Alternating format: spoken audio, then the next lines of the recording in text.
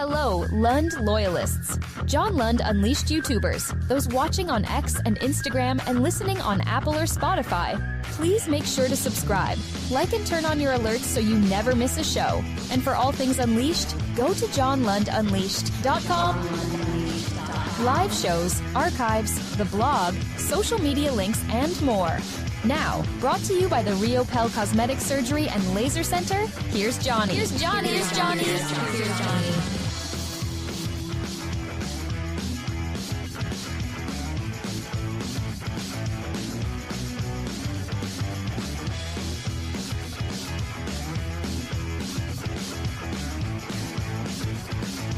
Yes, thanks for joining us on a hump day edition of the show. Wednesday. You see Brock Purdy low first offer. How could it be? Shaq wants to have the Curry combo, and nope. That's Davante Adams as a Jet. It's 2025. It's not 2024. 2024 was the year of the wide receiver. 2025 is undoing the year of the wide receiver and remembering the championships were won on the inside, not on the outside. We shall discuss. Adam Schefter says there's a fire sale going on with the 49ers. I got Steve Young still from yesterday on the 𝐬𝐮𝐬𝐫𝐢𝐻𝐿 show, which I want to replay for you because it's even more relevant today. And Steph Curry at MSG is awesome. And the Warriors might just be legit. Plus, I got an update from spring training in Scottsdale for the Giants. Tons of different stuff. A sweet, clean, family-friendly caboose pistol that you need to participate in today. It is a wonderful episode 77. Thank you for making the time for our show. And I have a couple of announcements that we have to make before we get to things. But if you are new around here, thank you for making the time. There's a lot of ways that you can be entertained. 8 a.m. Monday through Friday. We do it right here until whenever we're done. And today it might take a while. We got a ton of stuff to do today. And I have nowhere to be. Monday and Tuesday I had stuff going on. Nowhere to be today, so we can go as long as you want today, and a lot of things to get to, as you can see there on the chalkboard. The chalkboard is the way we go. We try to keep things on the chalkboard, but then as happens, random things happen throughout. I look at the comment line. All of our good friends, I'm going to take roll call in a minute, and they throw me, and they know they can throw me left, right, and all over the place. So let me do a couple of quick things. As you heard the announcer lady say, 𝐬𝐝𝐿 is the sponsor, Cosmetic Surgery Center, and they are awesome. And not only do they do all those kind of things that you would expect, but as I tell you about all the time, I'm doing the testosterone right now. And if you're a guy and you're feeling sluggish and you're not in shape and things are going on and you're like, oh, bro, what's going on?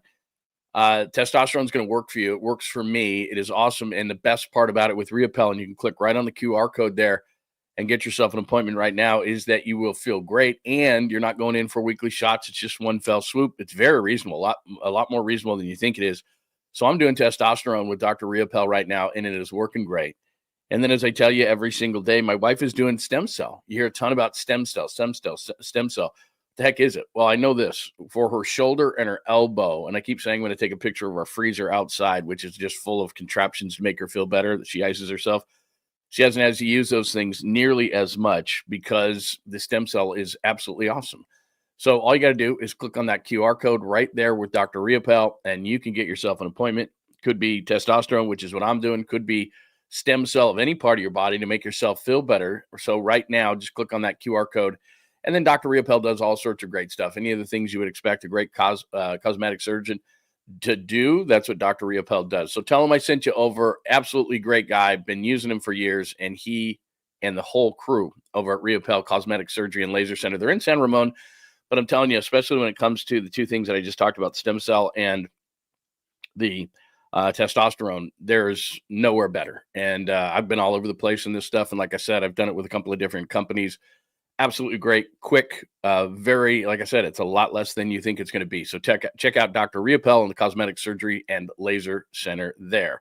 All right, another cool thing that is going on today. I want to pop this up because the press conference went out today, and I've been telling you about it for a number of days. And they're like, Lund, like I always do, you jumped the gun. Stop it. Don't do that. Oh, let me do one thing real quick because I didn't do something. Hold on really quickly. We went live on one of my places that I say I'm live on, and I wasn't. I forgot. But anyway, they told me that I jumped the gun. Lund, stop talking about it. It's not ready to go. We haven't sent out the PR piece on it, blah, blah, blah. So anyway, it is live and going. And that is from my good friend, Jason Barrett back in New York. The Bay Area has a new sports podcast network, features, that's Tom Tolbert, me, and Polly's Pod, of course, Polly and Crow Media, which is Jeremiah Crow heading it up.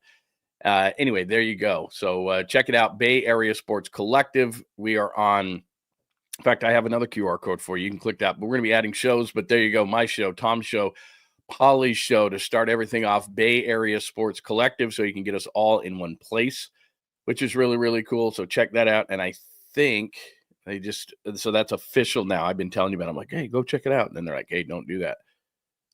Yeah, there's a QR code right there. So if you want to real quickly just, there's the logo. If you want to real quickly just click on that with your phone, then you can subscribe there too, and you don't even have to leave the show. So Bay Area Sports Collective, it's another place to get all of our shows. Please also subscribe right here if you're not, John Lund Unleashed on YouTube, and get the alerts on and all those kind of things like we say every single day. But that's Bay Area Sports Collective. Click on that, and you can give that a subscribe right now. My show's on there, Tommy's show's on there, and Polly as well, and we'll be what they call cross-pollinating on all the shows. So make sure that you check that out. All right, a lot to get to today. Let's do it before we do roll call. Good morning on this Wednesday morning, 6 minutes into the show, episode 77. So if you're new around here, welcome. Please, if you're listening, and do it however you want. I'm not going to tell you what to do, but if you're watching on Instagram, if you're watching on X, that's at John Lund Radio. If you're on Twitch, if you're watching on Bay Area Sports Collective on YouTube, John Lund Unleashed on YouTube, Facebook, John Lund, any of those places, migrate on over to our chat line and check it out and say hello to everybody. Everybody's really, really cool. We have developed a great community that's growing every single day. I think we have over 3,500 subscribers, and we've only been doing this a few months. So everybody's rocking and rolling, and we really appreciate it. So migrate over to John Lund Unleashed on YouTube. Please subscribe. Hit that thumbs up button so that the algorithm will like us, and keep your alerts on, because this is not the only show we do all day. We put all sorts of shorts up during the day. I write on a blog at johnlundunleashed.com and release things. I'm in the midst of writing a piece right now that talks about 2024 being the year of the receiver, and then NFL teams waking up and going, oh, Philly won in the trenches. It's not about receivers. It's about the inside, not the outside. And I know they have good receivers on Philadelphia's team. I'm not saying that. It's just what's happening in the league right now is they're undoing the year of the wide receiver, realizing that the leverage of the position doesn't exist. Quarterbacks, yeah, there's not enough of them. They got tons of leverage, and we're going to talk about Brock's first offer. And I'm just amazed about how many people don't understand what negotiations are like. But okay, I'll remind everyone. Got a ton to talk about with Adam Schefter and so forth, but we got to start with the Warriors. So if you look at episode 77 there, Golden State at NYK, that's Knicks. What did we learn last night? Maybe that the Warriors are legit. The Curry talk, and Shaq went there last night, so I'm going to play it for you. Is that legit talk? Do we need to have that talk? We know it around here. 49ers, Adam Schefter is suggesting a fire sale. I think he's wrong. I'm going to click something up on the screen that's going to prove my point, and you don't have to agree. That's what it's like around here, whatever you want. Losing BA, that's Brandon Ayuk, doesn't help. I'm laughing at all these people again. I want to just straighten everybody out. If they're going to trade Brandon Ayuk, we're going to get deeper into this. It's because they're pissed off about the contract that they ultimately had to give him. And I just don't think the market is out there, but we will talk. Devontae Adams was on the cover today. That's him on the right as a former Jet. He had a $38 million cap hit. That was not going to work, especially when his buddy Aaron Rodgers left town. Lots of people, hey, he went to Fresno State. He wants to get back to the West Coast. I think I know where Devontae Adams is going, and it's not in 49ers red and gold, so we shall discuss. Undoing the wide receivers, that's the piece I'm writing. Jed is mad. I'll replay that yesterday from Steve Young. Quickly about the Giants spring so far, we're getting into that lull area of spring where it's like, okay, a little bit early in March, let's go. I mean, it's, our guys going. There's one name in particular that's crushing it that people think could be a member of the starting rotation, and I would have no problem with that whatsoever if one scenario comes about. So we'll talk about that at some point. And there's a story, Sweet Clean Family Friendly Caboose Pistol, about peeing in the shower. So we shall discuss all of that. Let's do some roll call. Say good morning to the whole crew. If you're on John Lund Unleashed on YouTube, you can see all these names. Jeff got beat, man. Jeff was at 6:16 a.m. Baba Booey. He was there about 11, 12 p.m. Well, last night, because I set these things early now. So you were there way early. That's not fair. Well, I guess it was. Tacky, it's good morning good to see you. Hi, Mick. Excellent to see you, my friend. Excellent. Skills is one of my favorites. He's here. Pine is here. Hurley is here. Skills, you haven't had a dream in a long time. What's going on here? Top of the morning to you, Franco. Very, very nice. I like it. John Holmes, don't be afraid. Just stand back. John Holmes is here. Lindbergh is here to good morning as well. Sports Girl for Life is here. Always like to say hello to you in the morning. Jesus is here. Vernon is here. Kyle, who I got something from you, Kyle, behind the scenes, and I'll get back to you. I'm sorry I was late yesterday. Daniel, good morning. AJ, hello. Gabriel, good morning. I will talk about this. This just caught my eye. By the way, not to jump ahead because we try to keep the chalkboard in order or else it becomes complete anarchy around here. But this is why free agency is so stupid. Remember I tell you about everybody's, free agency is flawed and you don't want to go into free agency. You want to draft, develop, sign your own. This is why. Because like you said, I read the same piece that you did, Gabriel, and they're saying Aaron Banks is worth $18 to $20 million a year. Somebody's going to be very, very, very disappointed. Oh my gosh, we got a guard for $20 million. He must be great. Okay.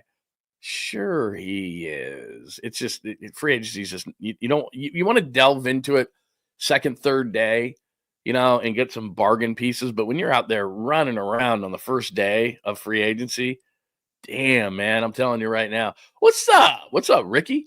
That's an avatar, man. That would scare me in the middle of the night. I'll tell you that right now. All right, let's do it. Yeah, 59. Let's start Warriors today. We've been starting so much. By the way, is that a new avatar? I like it, bro. We've been talking so much about the Niners, and we will today because there is just a boatload of things around the 49ers, from Brock's deal to everybody talking about Davante Adams. And they're trying to get cheaper and younger at the position. Let's get Davante Adams, who's 32 and acting every bit of it. Too much Taco Bell, bro, in your house.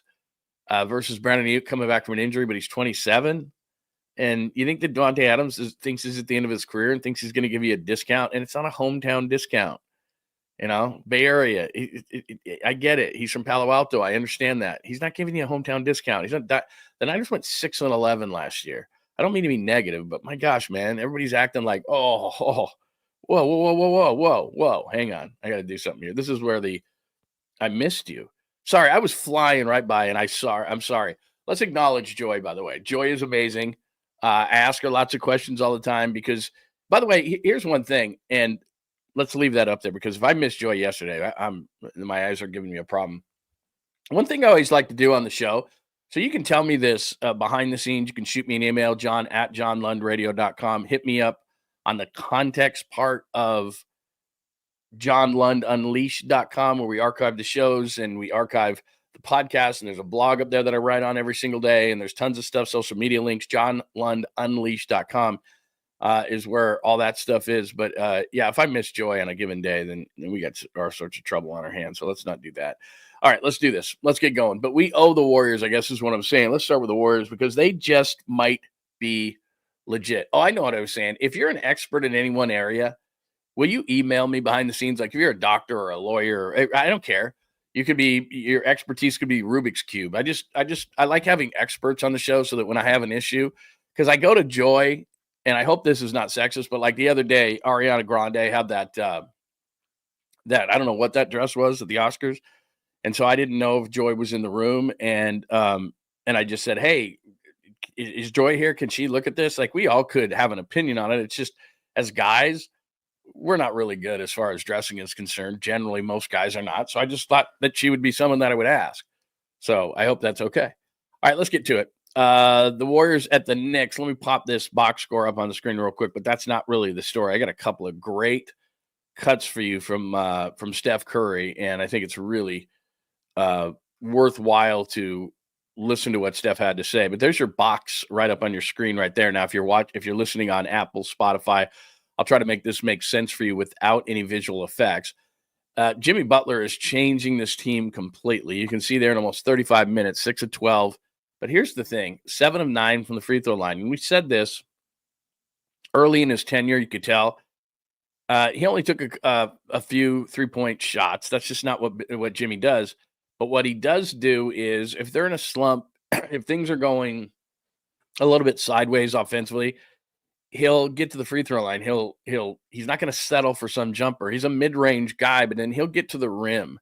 And it's funny watching the local broadcast because from complaining about other teams getting to the line to embracing what Jimmy does in getting to the line, but it's just such a great skill. But the one thing I guess I didn't know when we've watched Jimmy Butler all these years, and we think we know, but we don't know until a guy's on our team, on our local team, and we watch him day in and day out. It's the subtle things. Like, people don't appreciate, if you're not a Warriors fan, and I'm not the biggest Draymond Green fan at times, especially off the floor, but you cannot deny Draymond Green's basketball IQ, the way that he plays the game. Everyone laughs. Like last night, he had a triple single. Okay. 8 points, 8 assists, 9 boards. That's a pretty good game. And Draymond Green was really, really good last night. So you look at what Draymond Green does, and you don't really appreciate it until you see it game in and game out. And Steph Curry is obvious. I mean, it's Steph Curry. You don't even have to be a basketball fan. You just know he's the great entertainer. He's incredible. Last night, as you can see on the board there, 28 points. He was awesome. But Jimmy Butler, now that you watch him game in and game out, he's as smart as Draymond. He makes all the right plays. He knows how to play with Steph. You know, all these young players who come in, and we get mad at Steve Kerr because he doesn't play the young players enough, and they struggle to play with Steph Curry. In the post game last night, Jimmy Butler talked about the spacing of the floor and the tilting of the floor, and so much attention is paid to Steph. And he completely explained the whole situation with Steph Curry and how you play with him and what you do. And it's just like, it's an adult in the room. And I don't know how deep the Warriors are going to go in the playoffs. I need a little bit more time. I know I have a daily talk show that's like, tell us. You can't have a I don't know opinion. That's the worst thing you can do in this business. I don't know. And I'm not one to say, give me a little bit more time. But on Jimmy Butler, I can just say this for the Warriors.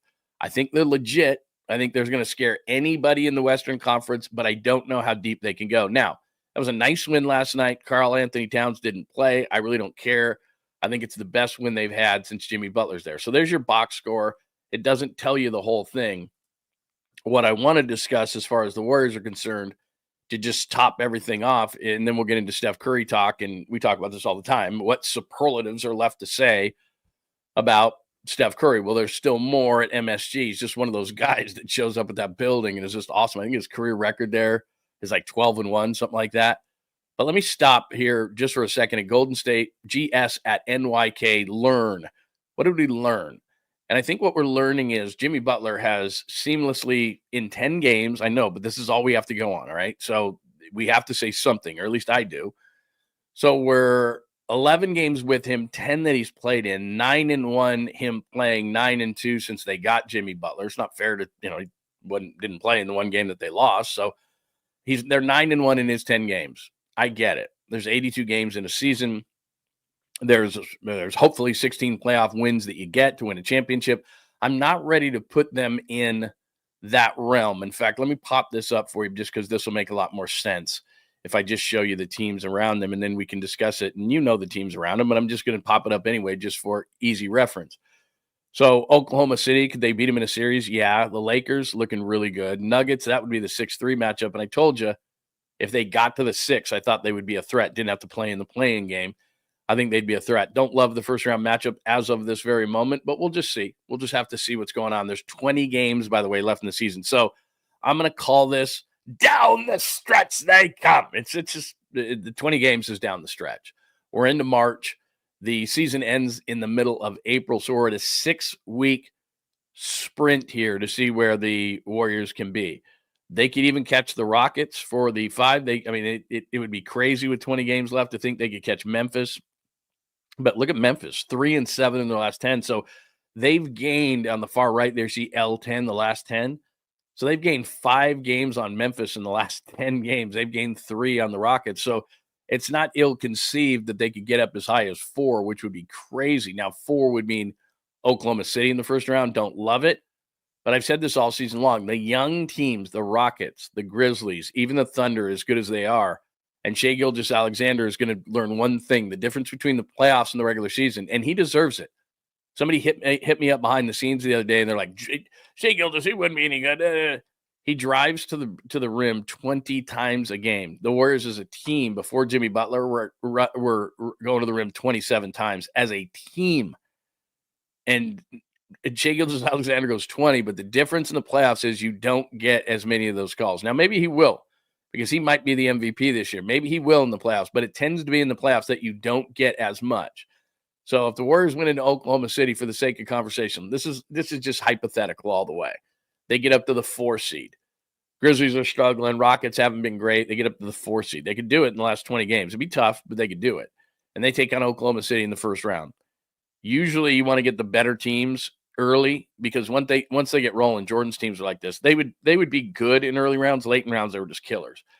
They just get going. They get the playoff feel to everything. But Oklahoma City's young. Memphis is young. Houston is young. I think they could do that.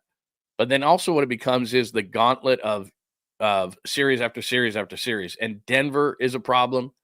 And the Lakers are a problem because they have the experience. So if they get beat, if the Lakers got beat in game 1, if the Nuggets got beat in game 1, they're not going to panic.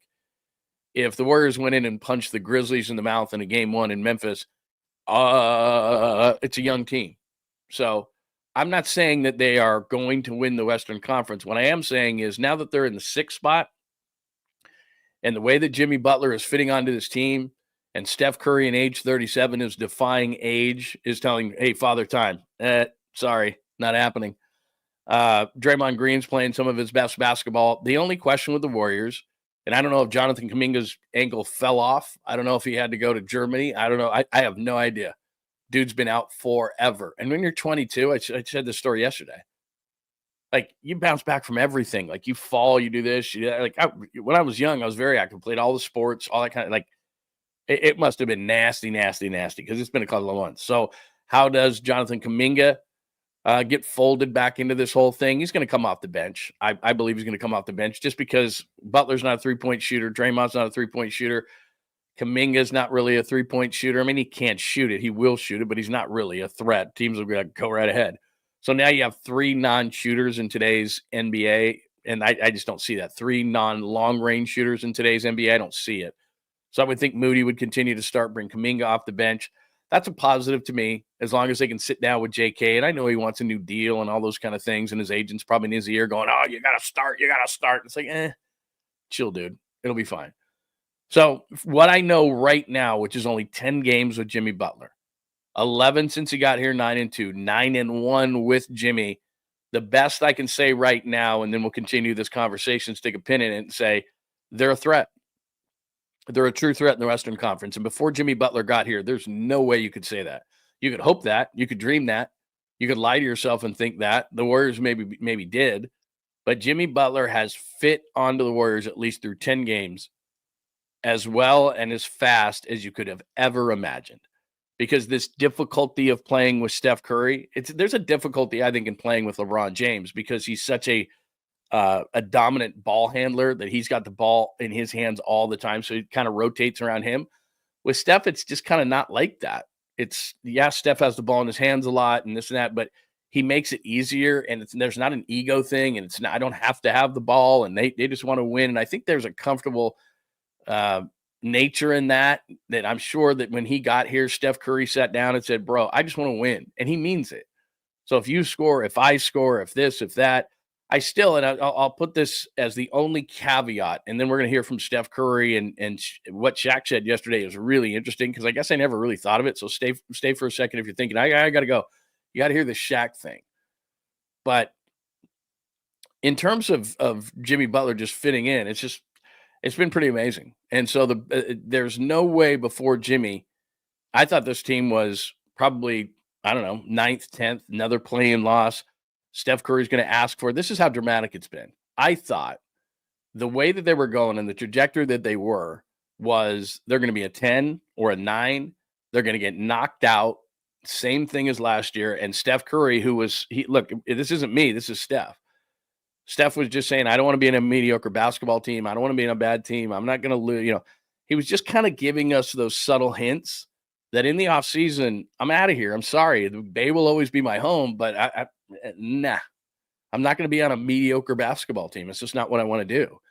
And I think in the offseason, pre-Jimmy, he was going to ask for a trade. I think he was going to be like, look, I love it here. This will be my home. I'll come back. I'll be part of the Warriors, but this isn't how I'm going to end my career. I want to win. So that's how quickly to me that it's flipped from you go for a team that I think, and you can give me your thoughts, and I'll hit it up on the chat line in just a second. But this team went from 9th, 10th place out in the play-in game again. I said first round before. It's not first round.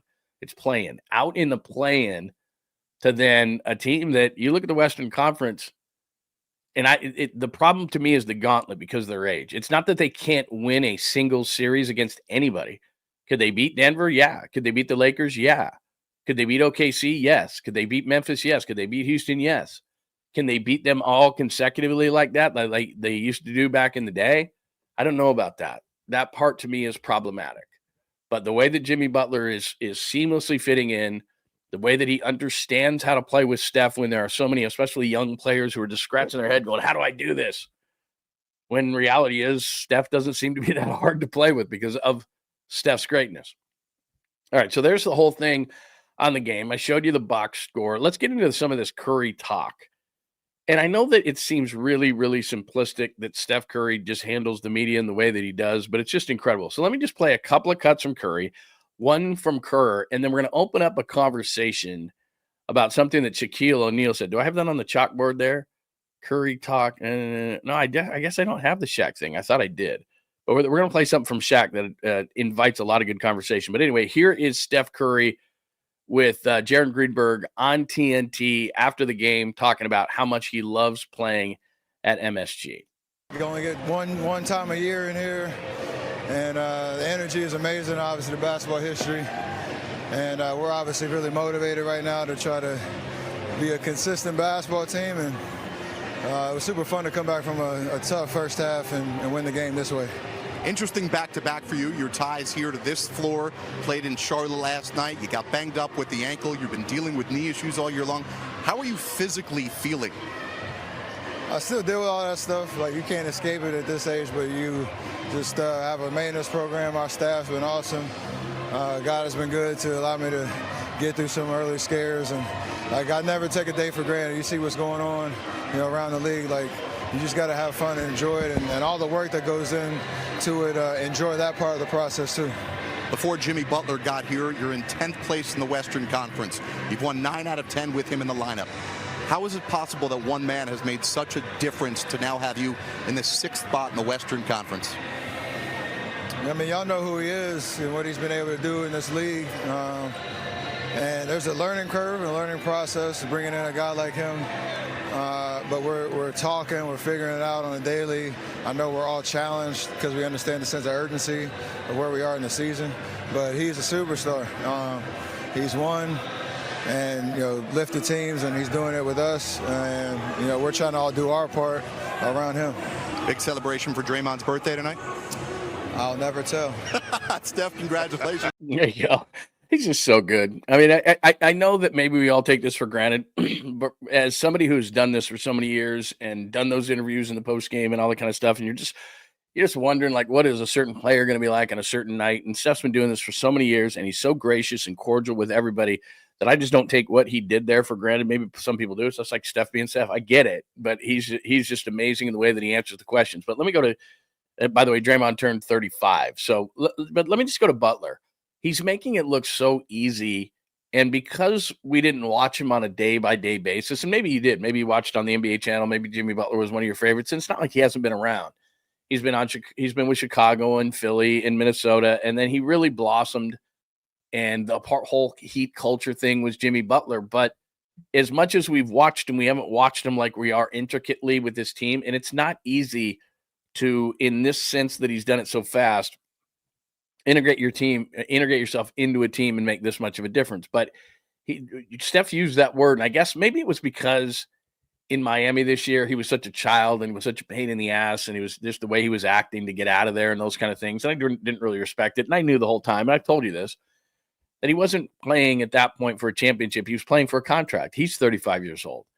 And he wanted a contract extension. I get it. These guys, and we think, oh, they've already got piles and piles and piles of money. I get it, but they want more. I mean, that's the way they are. That's the way that they're built. That's why they're as good as they are at the sport, is they're not content to just, okay, let me just play this season out and see what happens at the end. He's 35. And what Steph Curry just said there in his age 37 season, they just saw what happened to Kyrie Irving the other night.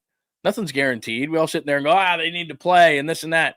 and they've got plenty of money, and I understand all those things. And it is frustrating for you and I trying to get by in today's world to see all this money being thrown around. But look, Jimmy Butler was like, I'm going to get paid. I'm getting an extension.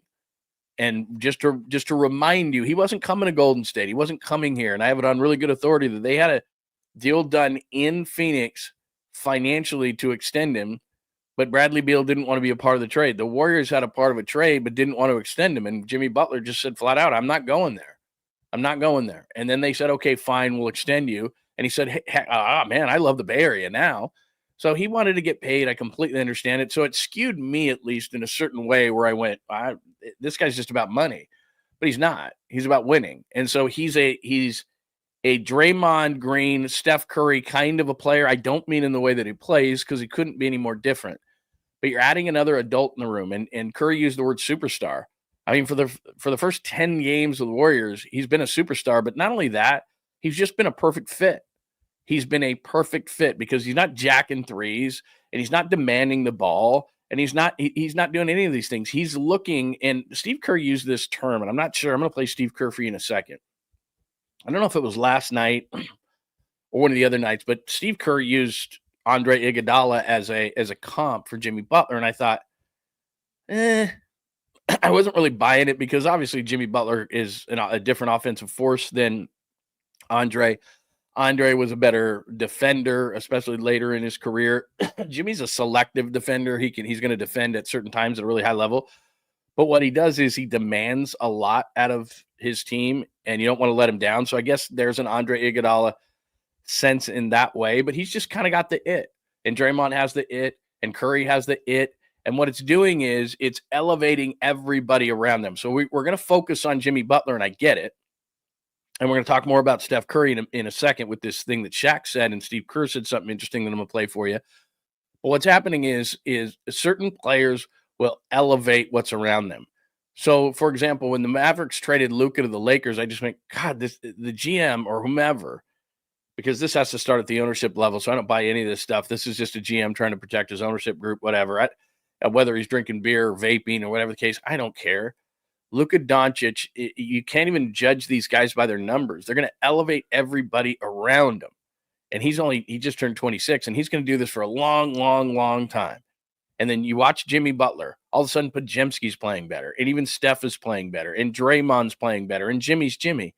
But everybody around him has elevated their game. Go look at the numbers. In fact, I think I do have a Steph thing here. Yeah, that's Steph since the trade. 29 points, 7 assists. I mean, you can read. I was going to just read them all for you, but I'm not going to do that. 9-2, but it's 9-1 since Jimmy's playing. Jimmy missed the game, and they lost that game. So he's elevating everything around him, because the rest of the teams around Steph Curry, who's already a great player, are going, damn, there's another guy we got to worry about. And you can look at the numbers of Wiggins, and I did this a few games ago. I haven't been monitoring him since, but in the first 4 or 5 games since the trade, Wiggins actually had better numbers. But this is why it's not fantasy. Everybody wants to get all these players because we're wired as it's like a game of fantasy basketball or fantasy baseball or fantasy football. It's not. There's a chemistry element in the reality of the game that Jimmy Butler is bringing, that beyond what I just said and said everybody's elevated and look at Steph's numbers and this and that, he's bringing something to the table that you can't even – it's just a chemistry. It's an unknown. It's an intangible that you look at the end of a game and you just go, okay. But then you watch on the court too, when it's what do teams do? Now they got to extend the defense and play Steph way out there, but then that opens up things for Jimmy and other guys. So Podziemski's getting better shots. So look, when Kuminga comes back, I'm really interested in what he does. If Kuminga can fold in like everybody else has with the addition of Jimmy Butler, then I think they can challenge anybody in the West. But until then, I'll reserve my judgment. And I don't think I'm homering out. I think that like I said, the thing I can say about the Warriors at this point is they're legit. However you want to interpret that is fine. The Warriors are legit. And before Jimmy Butler, they were a 10th place team. They were going to be out in the play-in round. There was going to be a lot of questions in the offseason. I think Steph was going to ask for a trade. This organization has completely flipped with Jimmy Butler. And I got to give the guy a ton of credit, because the guy that we saw in Miami, who was such a giant pain in the ass, I go, that's the guy they're going to get? And I've seen Jimmy Butler play plenty, but it's the other side of it. It's the leadership. It's all these different things that he's bringing to the table in addition to the court that is giving the Warriors this much confidence. Here is Steve Kerr post-game giving some love to Jimmy, especially the way that they've been defending. I think we're second in both offense and defense. Obviously, small sample size, but that's when we got Jimmy, and so things have clearly turned with him. He's a great complement to what we already do, just with his ability to pass. But what he's adding is that maturity and poise that. We've made the Andre comparison. He's not the exact same player as 𝐟𝐨𝐫𝐞𝐿, but he has the same influence. Just constantly reading what's happening, settling us down, and creating good possessions at. All right, so it was. I couldn't remember because we put so many things out there, but he used the 𝐟𝐨𝐫𝐞𝐿 comparison, and sometimes we look at it and we don't understand what somebody is saying when they make some sort of a comp like that. They are different in the way that they play, but what I just talked about the intangible factor, he said calms us down. When people look at 𝐟𝐨𝐫𝐞𝐿 and they don't give him enough credit, and he just obviously had his 9 put in the rafters, they just don't understand the game enough because it's about the physical part of the game, and Jimmy scored 19 last night, and he's a great compliment to Steph because nobody on this team gets to the free throw line. So when they struggle and they're jacking 3 after 3 after 3 and they go through long stretches without scoring, Jimmy Butler doesn't allow that to happen. It's a mid-range shot that he hits. It's him going to the rim. It's him being able to read what the team needs. And that's where the comp in 𝐟𝐨𝐫𝐿 works, is when 𝐟𝐨𝐫𝐿 got to the Warriors and was coming off the bench, you could say, okay, what does the team need? Now, Butler's a better shooter, but neither are really long-range guys. And Jimmy Butler starts versus Andre coming off the bench a lot of that time. But Andre could sit and say, okay, what does the team need? I can ball handle. I can defend most positions.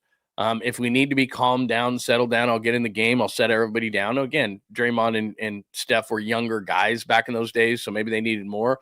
But it still applies today, even though with a bunch of veterans on there, that where Jimmy comes into the game and says, look, guys, we got this. There's just a lot to that. There's a confidence now that this team is playing with that you can see with Steph Curry and talking to Jared Greenberg after the game that they just didn't have before. So that's where I think the 𝐟𝐨𝐫𝐿 thing works. All right, we'll go out to the chat line in just a second, but let me play one more thing because this is what I got to play this Curry for you because he talks about MSG, but is this some sort of an ode to Joe Namath? Because I've never seen Steph wear this coat. So the answer's good. But let's delve into a little bit of fashion with Steph Curry here. Here you go. Here's Steph after the game asked about why he loves playing at MSG so much. It's my best individual game. Weird. Sorry to interrupt you. No, please. Thank you. What is it about this building?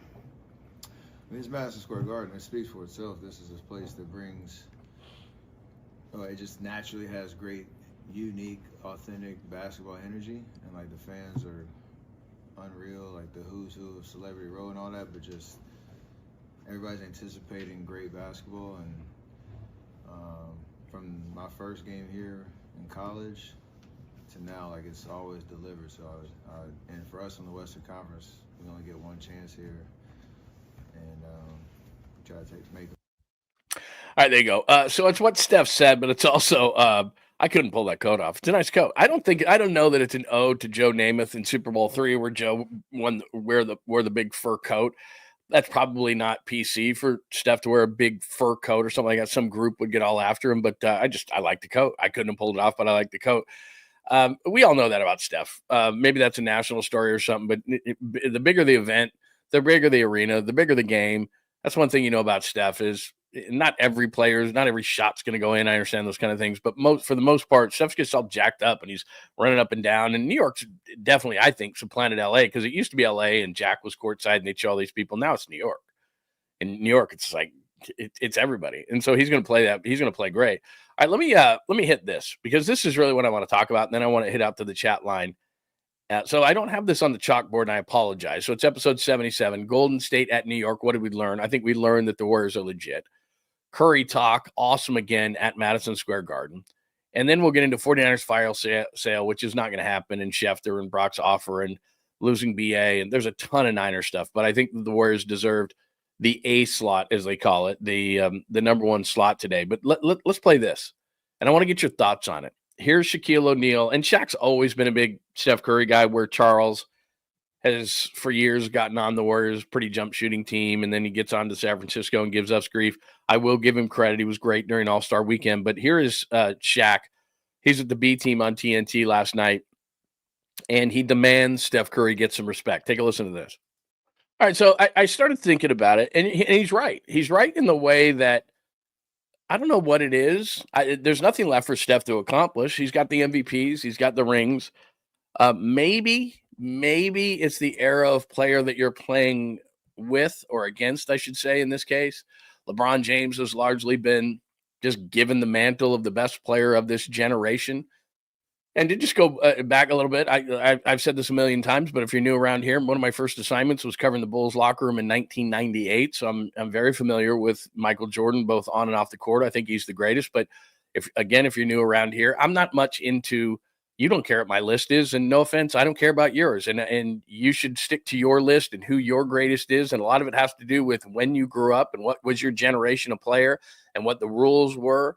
I love having these debates. They're a lot of fun, but the reason they're fun, and I worked for ESPN for a number of years, about 10 years, so I'll pull back the curtain there as well. They do, before shows, say, you take that side, you take this side. It's not, this just doesn't come out this way. But that's the endless debates, and I talked about it, I think, yesterday or the year before. Pete Rose is dead. So Pete Rose's lifetime ban is up. And the only reason I bring that up in context with this is because it was an old sports radio argument that you could constantly talk about and would never die. Does Pete Rose belong in the Hall of Fame? No. Yes. No. Yes. Back and forth. Well, he's dead now, and it was a lifetime ban, so he should be in. So that sports radio conversation is going to come to an end here shortly, but we could always rely on it. And it's the same thing with these greatest conversations. There's never an end to these debates, but you could never have an answer to it. It makes my mind spin like human evolution, because you sit there and you say, well, who's the greatest? Well, when did you grow up? Because I'm not really comfortable going back to the 60s when I just didn't see these guys play, and a number of, like a Bill Russell, something like that. Doesn't he deserve it? I mean, if you look at the numbers in Wilt Chamberlain, I mean, doesn't he deserve some sort of a conversation? I mean, the offensive numbers that Wilt Chamberlain put up are mind-boggling. But then I saw Jordan play, and I saw him play in the biggest moments, and I saw him literally courtside right there and talk to him after games and everything. And maybe it's just because I'm biased because I was there, but I consider Jordan to be the best. But Kobe's damn good, and you can't deny, and I'm not a big LeBron guy, I say it all the time, off the court, he's corny and cheesy, but you know what? He's 40 years old, and you can make a case this year that he's the MVP of the league at 40. You could never say that. He is punching Father Time right in the face, kicking him in the nuts, and running down the street naked, laughing, going, Father Time, get the hell out of my face, man. Can't deny it. And Steph Curry's doing the same thing. So what Shaq is saying, I really love, because I don't know, lists and Mount Rushmores, and this is the best and that's the best. It's the backbone of what ESPN and Fox and all these daytime yip yap shows do. They constantly do it. And then we fall into the trap of, did you see so-and-so's list? Did you see what so-and-so said? Who cares? Who cares? But what Shaq said right there is 100% accurate. Your best of all time could be somebody from the 60s, like a Bill Russell. It could be somebody, it could be Michael Jordan. It could be Kobe Bryant. It could be LeBron James. Good for you. That's totally fine. It could be somebody that's up and coming. Same thing with a quarterback debate. Is it Joe? Is it Brady? Is it Mahomes? I don't know.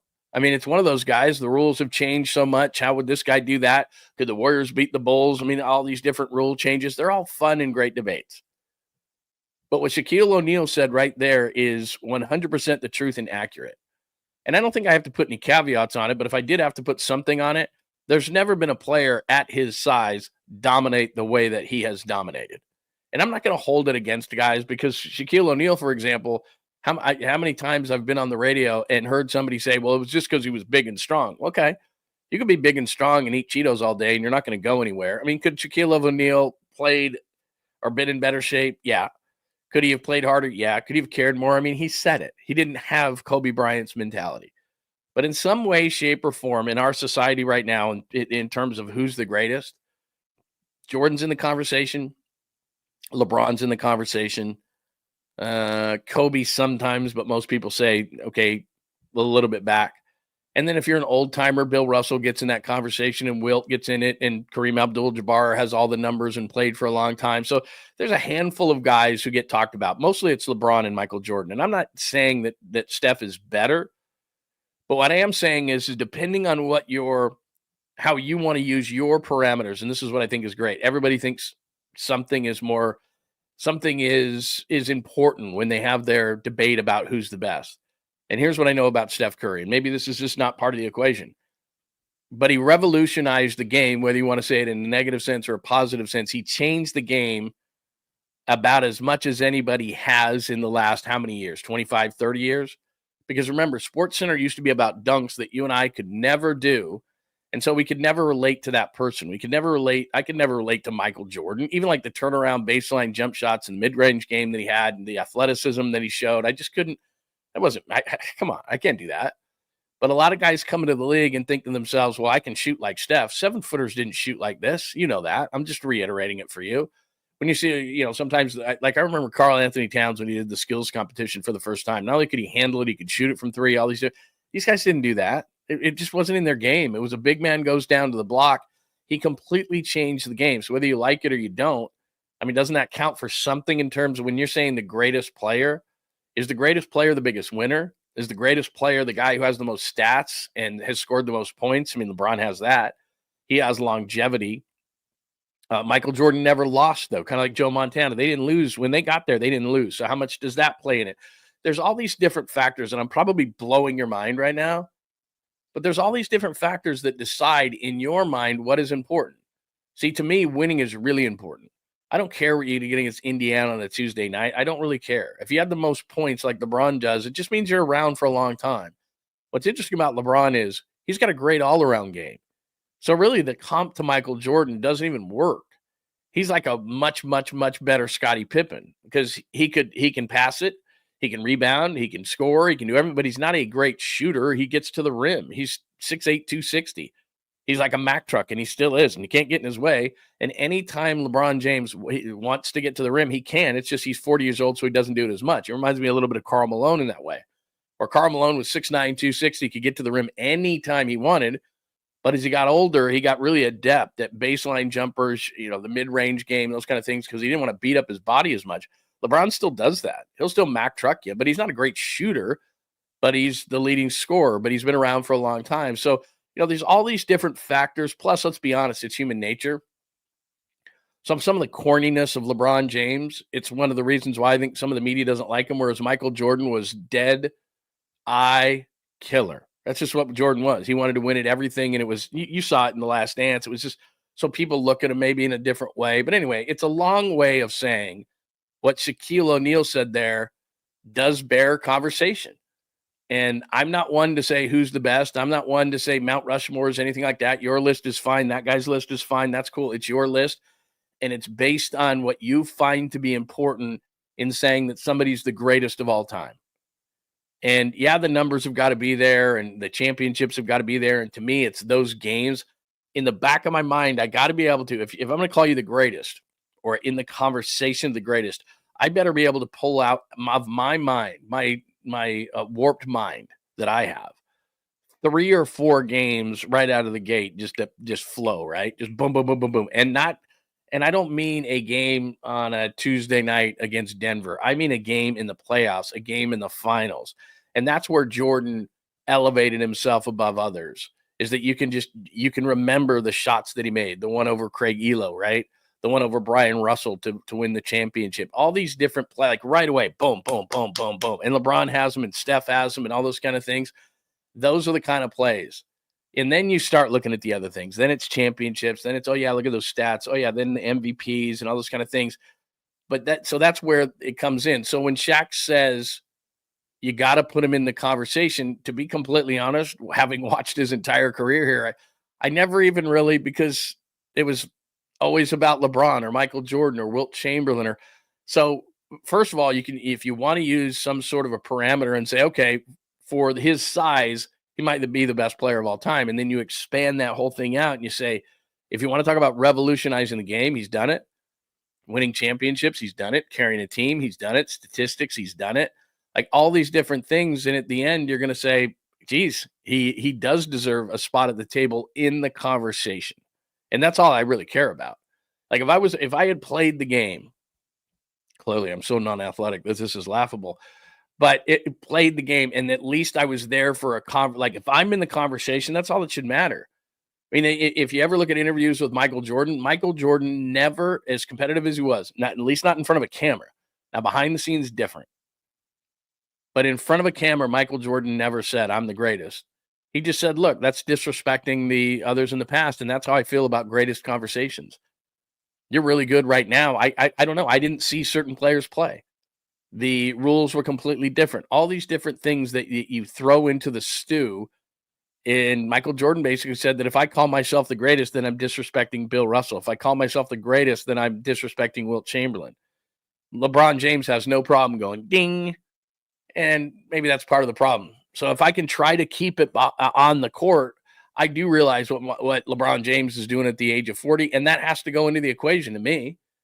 You know, most guys by their late 30s, and things are different now. Nutrition is different now. The way they travel is different. All these things to give these players more longevity in their career, but it still makes it amazing. To watch Steph last night at MSG, and then we'll wrap this thing up and we'll get to some Niners talk, but to watch Steph at MSG last night rise up to the occasion and have that, and we're 20 games left in the season, so we're sprinting down the stretch now. And Steph Curry steps it up like he does in back-to-back games. Charlotte's kind of an emotional return for him because it is his hometown. He sprains his ankle and comes back against the Knicks and has that kind of a performance. And that's what I think spurred Shaq to say what he said. Like, he's got to be in the conversation. You got to start putting him in the conversation. And as weird as it is, I never even really thought about it. But it's pretty good. All right. Let's get to some thoughts. MJ even said that recently, I think, deflecting the GOAT talk. Here's the thing. I could be wrong in this. And look, it's not going to, it doesn't even alter any type of my thinking in terms of LeBron James and whether I think he's great. I think he can be annoying at times, but I think this is a general rule when it comes to greatness. You leave it up to other people. Like when you're really that great at anything at your job, you don't need to walk around the office. I'm the man. It's like, well, the sales sheet says you are. Yeah, you don't really have to say it. I'm the best. Okay. Like if you're saying it, like in boxing, they say it a lot of times. Maybe it's a confidence issue. They want to make sure that they truly believe that they are. So a lot of people may need to do that. You may need to tell yourself you're the best. You may need to shout it out. You may need to take a big bullhorn and say that you're the greatest. Maybe that's just a thing for you. But greatness means you really don't have to say it. You never have to. Like Michael Jordan doesn't have to say it. Steph Curry occasionally. I mean, I guess Steph has said he's the greatest three-point shooter, but it's for Steph Curry. What does he have to say about it?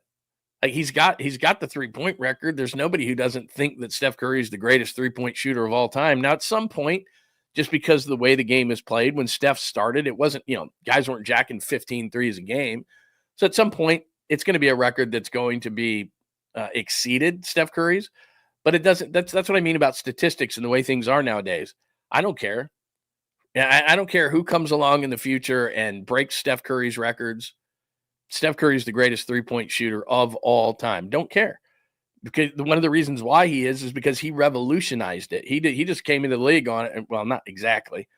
But once it became kind of in vogue, he just kept shooting it. And not only that, from distance and all the different things. Let me just pop out a couple of these because there's a lot of good stuff coming out right now.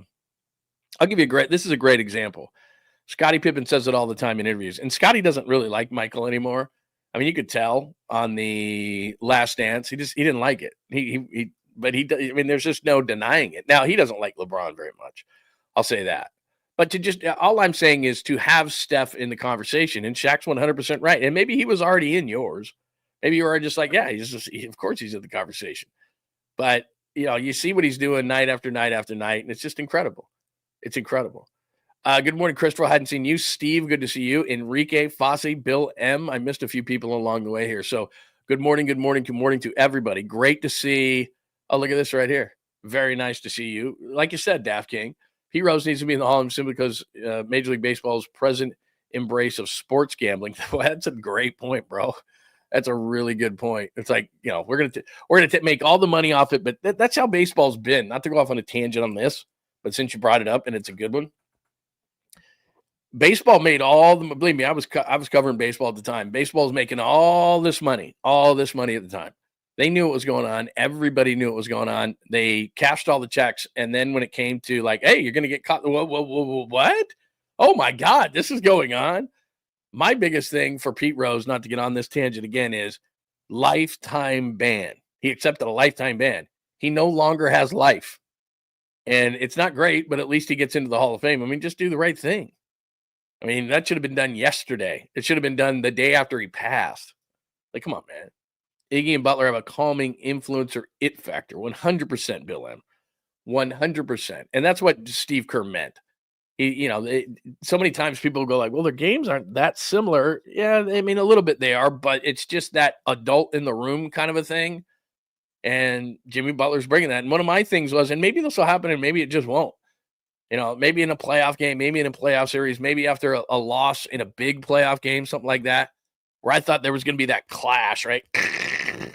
Jimmy and Draymond. And we haven't seen it. But when things are kumbaya, right? When you're 9-1 in the 10 games they've played together, there's not a lot of animosity. But I'm just here to tell you, just put this in the back of your mind. And I'm not doing it. I'm not saying it to be negative. It's not sports. It's life. There's going to be a problem. That's why I don't know if you're like me. When I'm surfing a positive wave in life, which comes oh so rarely, when you're kind of surfing that thing, you're just in the back of your mind, you're thinking, I know this wave's going to crash and I'm going to go head first into the sand or something. Like, it's just, I don't know, maybe it's just my nature. So it's not that I think the Warriors are going to crash and burn, because I don't. I wouldn't have come out and started the show today with Warriors and have done 57 minutes on John Lund Unleashed this morning on the Warriors had I not thought to myself and been very passionate about it. And if you're new because you saw the press release on Bay Area Sports Collective, I'm not going to do those kind of things. The greatness of not having the shackles of radio is that we can talk about whatever we want for as long as we want. I don't have to look at the clock right now at 9:04 a.m. Pacific and say, damn, I got a break in 5 minutes. I better wrap this up. We can talk about something for as long or as little as we want. We don't have flagships here. We don't know, it's just about what's entertaining and fun. And then you send me on a tangent on the text line here. I mean, that's just what it is. It's what I do. Because see, I mentioned Pete Rose, and now a bunch of people are talking about that. Pine Needles talking about Luciano and Eldridge to the minor leagues. Let me just tell you one quick thing, since we're not going to get to the Giants for a while. Pine Needle. There was a guy named Ramos who went to minor league camp really early last year. Just saying, they could be back. Eldridge, though, looked incredibly overmatched. He hit that home run, and then I think he struck out like 8 of the next 12 times he was up. So he's going to take a minute. So I'm just saying. But anyway, just to wrap up the conversation on the Warriors and not go too ADD on you this morning, and then there's a ton on the Niners today, an absolute ton on the Niners today. But the Warriors deserve, like I said, the number one position this morning. The Warriors are legit. Through 10 games, Jimmy is better than I could have ever imagined.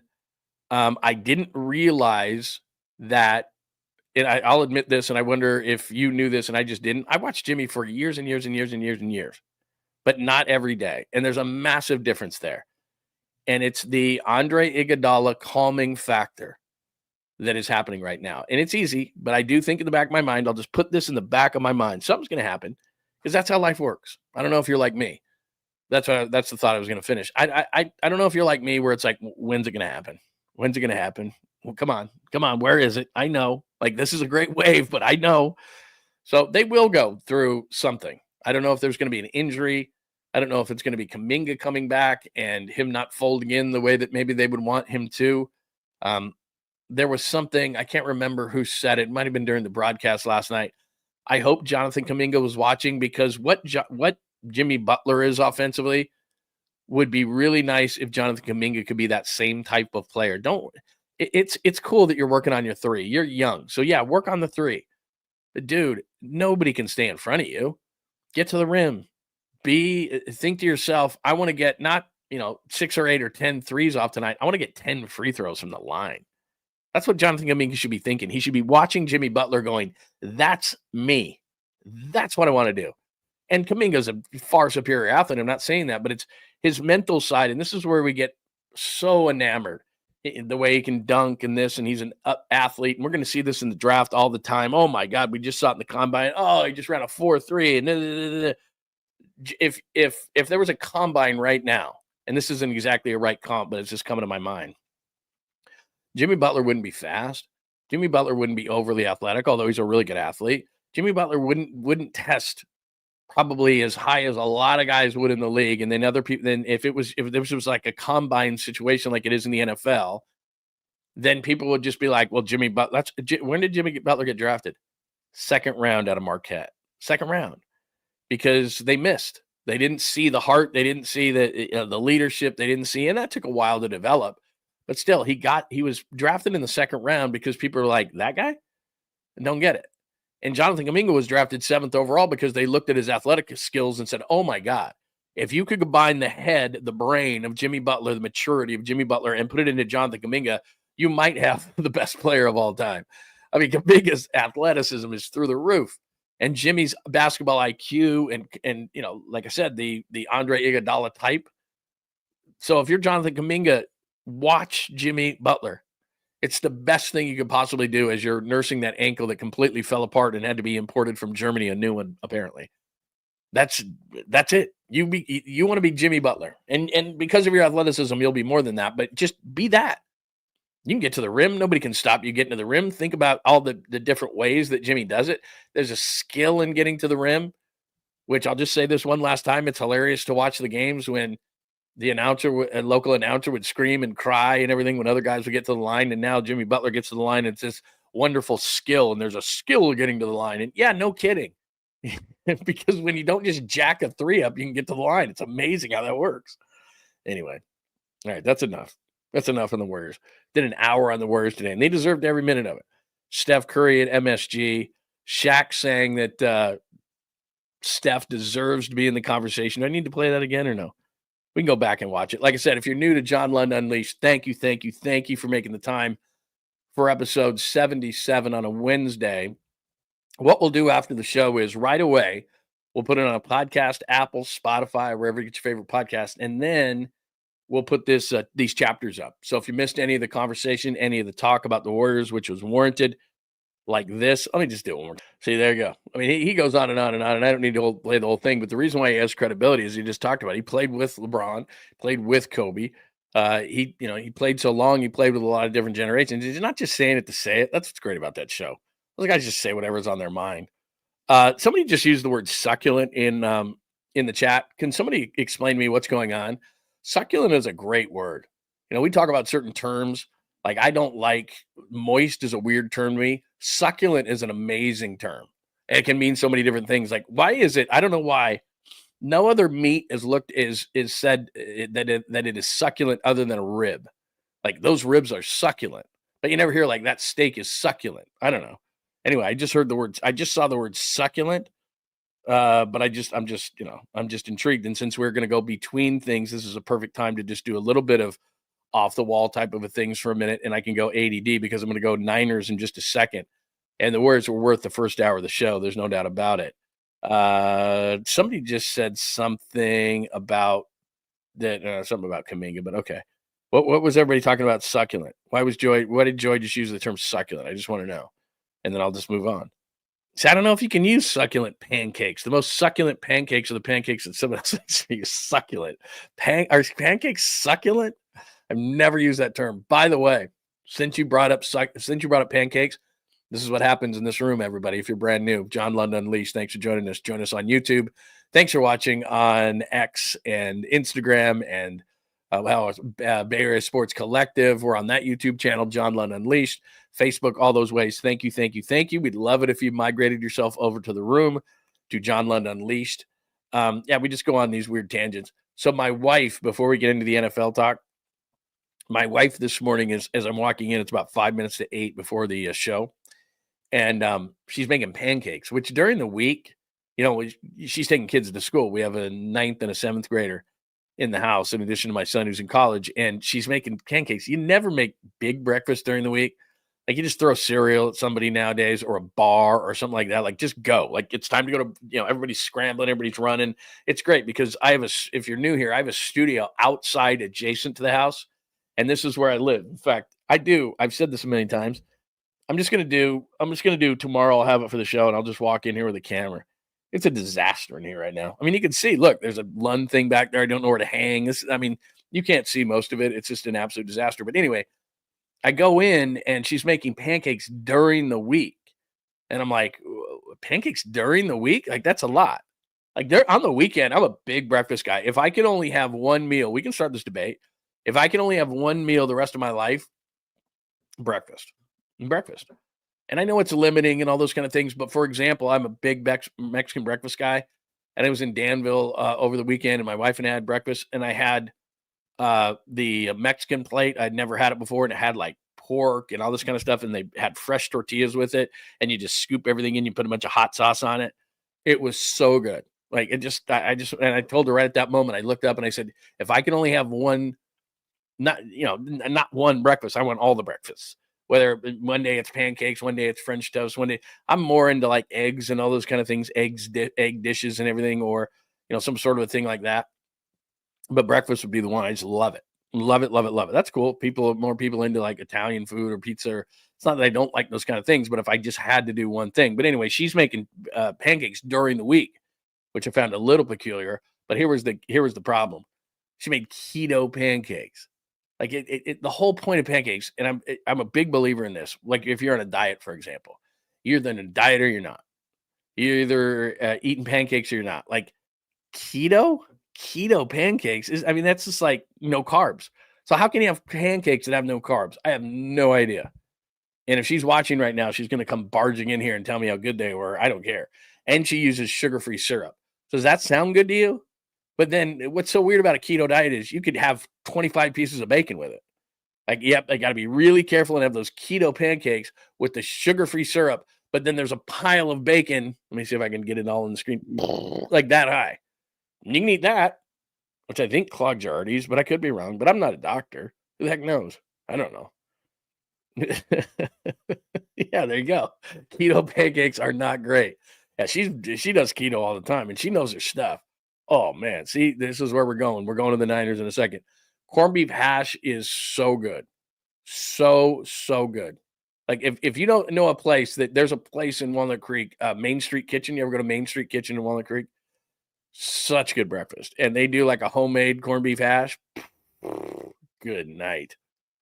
Hi, Jake. My wife makes kids breakfast and has great offerings for lunch. I had cereal and a sandwich. Kids have it great. She's a secondary teacher. So does she go out, Jake? Does she do like a full breakfast every morning? Because I'm not in there often because the show starts at 8 a.m. Pacific time, but I know this, and this was my mom too. First of all, I've told you this story before. My mom never cooked. Never.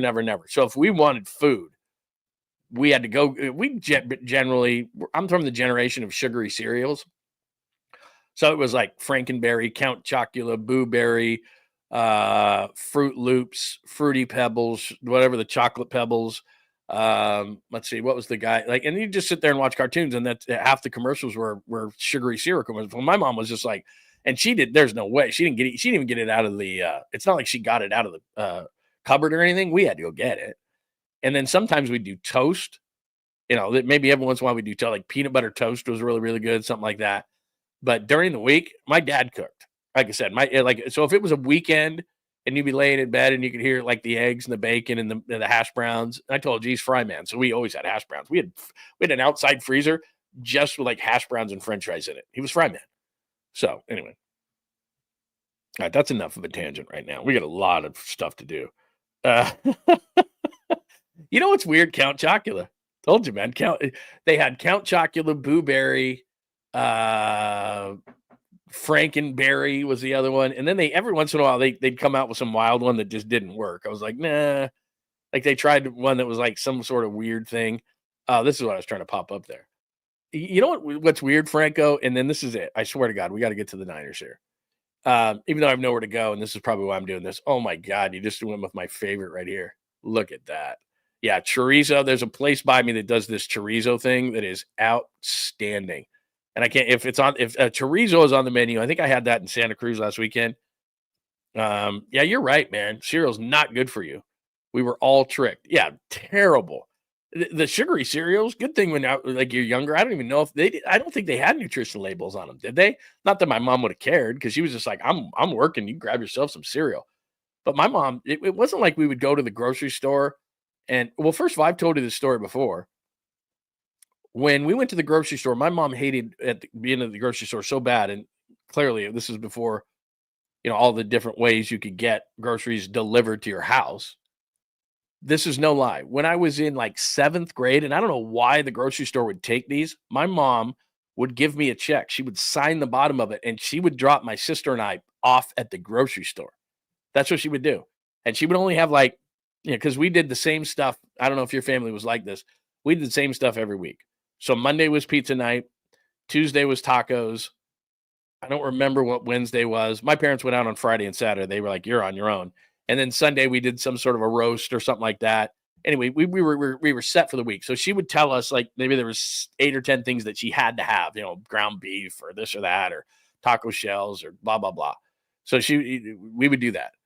But then anything else was up to us. So it was like Twinkies, cupcakes, sugary cereals, Coke, Sprite, not diet. There was no zero. There was no nothing like that. So, and she was like, whatever, because she didn't want to cook. And so it was like, microwave meals, those kind of things. Like anything she was like, I'm not cooking. And my dad traveled like 3 weeks out of a month. So she's like, if you guys want something at the store, get it. I just want, these are the few things that we have to have because we have this every single week. All right. You got to get off this, man. I got to move on. I got stuff to do. I spent about 15 minutes on this. All right, let's get to this. All right, so we've done episode 77. We are an hour and 12 into the show here on John Lund Unleashed. Thank you so much for joining us. If you are here checking us out with the Bay Area Sports Collective, my gosh, I gotta get back on things. I gotta get going here. All right, Curry Talk, Golden State at the Knicks. We are at the 49ers fire sale. My God, we're only an hour into this thing. We're at 49ers fire sale. So let me play some Adam Schefter for you yesterday. This was on the Pat McAfee show yesterday, and he's talking about a fire sale. And we're gonna have to go to the website and talk some of these things as well. But here is Schefty, ESPN NFL insider, on with Pat McAfee yesterday. Well, again, I think that the 49ers in their particular financial situation are open to listening on just about anybody, right? And so if there's a team out there that is willing to take on the Brandon Ayuk contract with him coming off the torn ACL, I'm sure they would listen, absolutely. But again, you've got to find a team that's willing to take on the player with the injury, with the contract. That's not a simple thing to do. Look, if there's no knee injury, it's a simple deal. But because there's a knee injury, because he may miss the first half of next season, and there are questions about, when he'll get back next year, there are a whole host of pending issues. But the Niners, again, for them to play in the free agency sandbox, they're going to have to find ways to clear out salary, whether that's through Brandon Ayuk or Jordan Mason or any other player that they don't bring back or let go. They have to find ways to get money to help field the kind of roster that they want. So if an offer comes in on Brandon Ayuk and there's a team out there that's willing to take on that particular situation, I'm sure they would be open to listening to it. All right, let me straighten a couple of things out.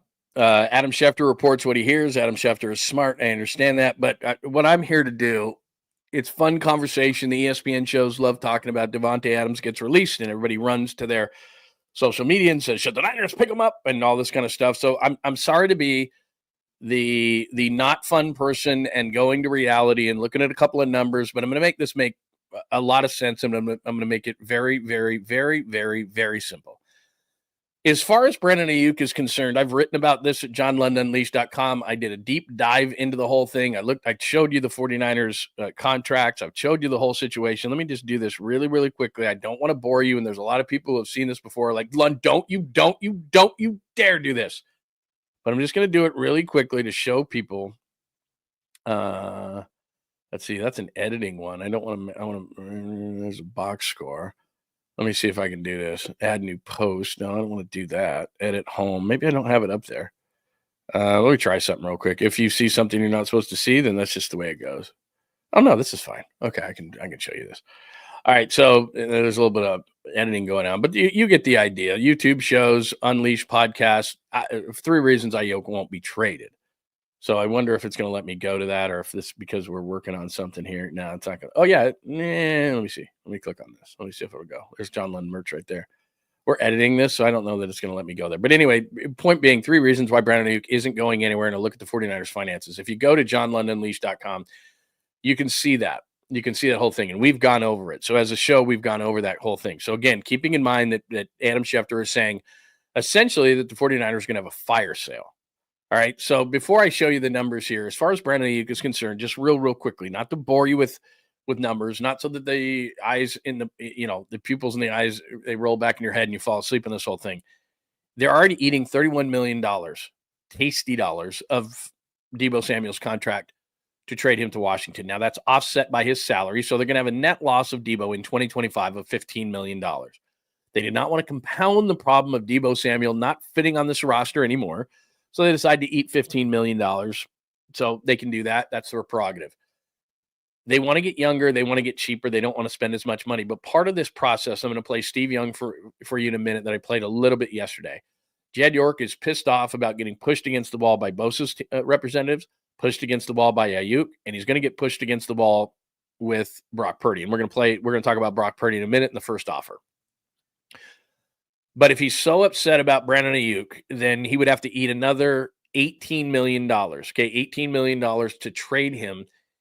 And long story short, they'd pay another $11 million not to have Brandon 𝐬𝐝 play for him this year. So you're already paying net $15 million for Deebo not to play, net $11 million for 𝐬𝐝 not to play. So on your cap in the season that you're trying to re-sign Brock Purdy, you're going to already have a net negative between 2 wide receivers of $26 million.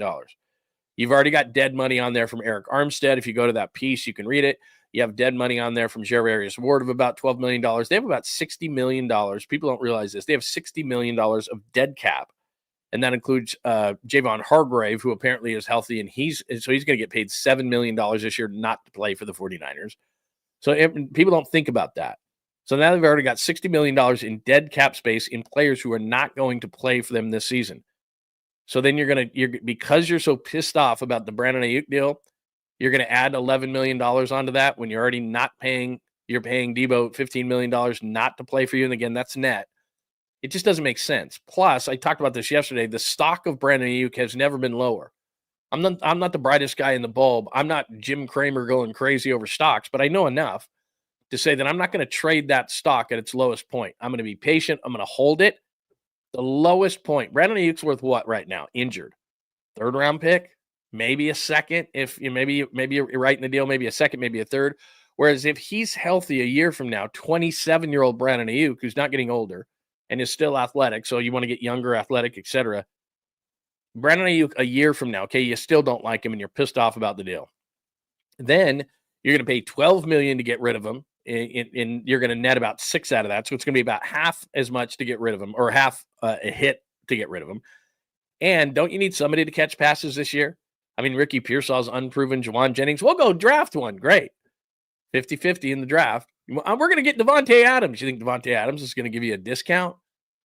2024 was the year of the wide receiver. All these guys got paid. 2025 seems to be the year of undoing the year of the wide receiver. Cooper Kupp's getting released. CeeDee Lamb had to have his deal redone so that the Cowboys could sign a lineman. Davante Adams is out. Deebo's been traded. Seattle's talking about potentially trading DK Metcalf. By the way, they're already going to let go of Tyler Lockett. Look at this number right here. These are the top 5 paid wide receivers before Davante was let go. Davante Adams gone. CeeDee Lamb restructured. DK Metcalf has to have a restructure. The Seahawks are going to let go of Tyler Lockett. The Rams are going to let go of Cooper Kupp at nearly $30 million. I'm looking at cap number, not cap spent. Look at cap number. The top 5 in cap number for wide receivers in 2025. Adams cut, CeeDee Lamb restructured, DK's going to get a restructure, and Lockett's going to get cut, and Cooper Kupp's going to get cut. Remember all that money that the NFL was throwing around to wide receivers last offseason? They're going, oh, damn. The game's one on the inside, not the outside. What were we thinking? And I thought the same thing is like, look, And this is where I know Jed York's mad that Brandon Ayuk got the $30 million, which, by the way, not to get too deep into this, it's a 3-year, $76 million deal. In the 4th year of Brandon Ayuk's contract, it balloons to $42 million. He's never going to see that money. So it's a 3-year, $76 million deal. It's pretty much the same that Debo got a couple of years ago. It's the same that McLaurin got a couple of years ago, 3 years, 72. DK Metcalf got a 3 and 71. So it's really not that big of a contract. Everyone freaking out that it's $30 million. It's 25.3. It's still a boatload of money. But the only reason it's 4 and 120 is for the ego of the agent, so the agent could go out and say he got it, and for the ego of Brandon Ayuk to say he got it. $76 million guaranteed is what it is. It's an incredible deal. 4th year of the deal, they can get out of it for $9 million, which they'll do if they don't like the deal. And they're going to restructure it anyway because Brandon Ayuk's not seeing a $42 million cap hit. So to put that in perspective. So that's the receiver thing. Is the receiver, all these guys got paid, and all of a sudden in 2024 was the year of the wide receiver. 2025 teams are going, what? We did that? What, were we drunk? If it was this year, there's no way the Niners would give him that money, and they would have traded him because there's a big-time market. But they did, and so it's going to be a hit. I just don't think Brandon Ayuk's they're going to take the hit on Brandon Ayuk like they did with Debo already. Somebody's got to catch passes, and the stock has never been lower. That's why I don't think Brandon Ayuk's going anywhere. So that addresses what Adam Schefter said right there. Now, here's the other part of what Adam Schefter said. He basically said that the 49ers are having a fire sale. Okay, so let's just take a look for the heck of it. All right? You see Fred Warner there? They could let Fred Warner go because if you look at the cap number versus the dead cap, that number, if the number on the right, the first number on the, so all the way to the end, see that first pink number, it says 28 and his cap number is 29. So at that point, it's very minimal. So if they wanted to let Fred Warner go, they actually could, and it wouldn't cost much. But then you need a middle linebacker, right? So Fred Warner is the emotional leader of this team. He's not going anywhere. So I'm just going fire sale. Okay, who's Adam Schefter talking about? Basically saying the Niners are going to have a fire sale.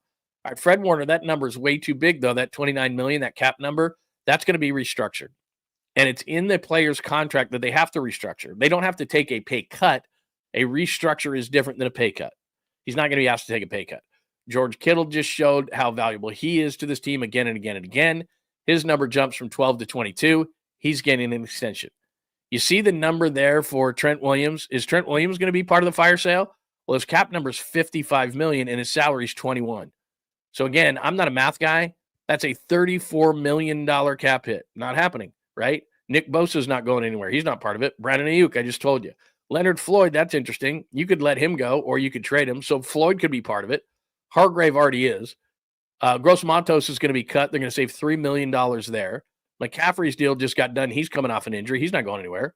Juszczyk's going to get cut, $3 million. Lenore just signed a big deal. Again, look at the number there. It's a $7 million cap hit, but he's going to play corner. He's not going anywhere. Purdy's going to get signed to an extension. He's not going anywhere. And then I don't care about the rest of these guys for the most part. Juwan Jennings has a $4.2 million cap hit next year. Why would you trade him? He's one of the biggest bargains in the NFL, so he's not going anywhere. So, look, I'm not saying Adam Schefter doesn't know and doesn't hear things. He does. But this great bloodletting of the 49ers has been greatly exaggerated because either a player is in the category of Warner and Kittle and Trent and Bosa and what I think is Ayuk. I mean, he could get traded. There's no doubt, but I don't think he is. Hargrave's already being released. Floyd could be, especially if you draft an edge rusher. Gross Matos is going to be released. McCaffrey's not going anywhere. Juszczyk's going to get released. Lenore just signed his deal. Purdy's signing a deal. McKivitz, whatever. Collins, whatever. Juwan makes 4.2. He's not going anywhere. Odom's going to save you 1.5 when they cut him. Brendel, whatever. Burford. So then let's get down to the Jake Brendels of the world. Okay. Ooh, the great bloodletting. Jake Brendel, Spencer Burford, Jordan Elliott. Persaw's not going anywhere. He's on a rookie deal. Drake Jackson's getting cut. They'll save $1.5 million there. Jair Brown, go for it. See my point? This top-heavy team, which they are, and they are trying to get younger, more athletic, and they're trying to have less money to some of these guys. Trent Williams is probably retiring at the end of this year. Nick Bosa is not getting traded. Plus, again, look at the cap number there. $72 million is the number on the far right. $20 million is the cap. That's a $52 million cap hit. Now, look, I can hit post June 1 and we can get really deep and dorky into these things. If you want to do that, David Lombardi's a lot better than I am at it. I just know enough to be dangerous. But my point here is this, I wanted to bring this up because I had this on and I was going to explain this to you without popping this up. And I don't want to be overly number statty to you. But he's talking about a bloodletting for the 49ers. Warner's a restructure. Kittle is an extension. Williams isn't going anywhere. Bosa, like I said, Williams and Bosa way too big a cap hits. Ayuk, I doubt it. Floyd could be one, no doubt. Hargrave already is. Gross Matos is going to get cut. McCaffrey's not going anywhere. Juszczyk's going to get cut. Lenore just signed. Purdy's going to get signed. After that, only Jawan Jennings, who makes $4.258 on the cap next year, which he's not going anywhere. Somebody's got to catch passes, and he's one of the best bargains around. And then after that is the bloodletting McKivitz and Malik Collins and George Odom and Jake Brendel and Spencer Burford and Jordan Elliott. Go for it. You want to let those guys go? Whatever. That's not the engine. The engine is at the top there. And I doubt any of those guys are going anywhere. So this bloodletting that Adam Schefter is talking about, he's got 32 teams to cover in the league. I get it. He doesn't have to be an expert on all of them. And he's just being told certain things. And so what he's doing is, think of it like a book. And there's excerpts out of the book. And you read those and you go, well, either this is a good book or it's not a good book. That's what he's getting from each team. Adam Schefter gets great information. I'm not saying he doesn't. But he's not deep diving into every single team. He can't. It's impossible. So what he's getting is the information. We could let this guy go. They're listening. Okay. What does John Lynch always say? And what has John Lynch always said since he's become the general manager of the 49ers? We'll listen on anybody. So did Adam Schefter break any news? He seems to break less and less news, and it's more about opinion. They'll listen on anybody. The Niners have always said that. One of the great things about the 49ers front office under John and Kyle is they pursue everyone. Doesn't mean they're going to get them. But they try to pursue everyone in every angle, and they'll listen on anybody. But if you're a general manager who won't listen on everybody, what the hell are you doing? What's your job? Your job is to pick up the phone and listen.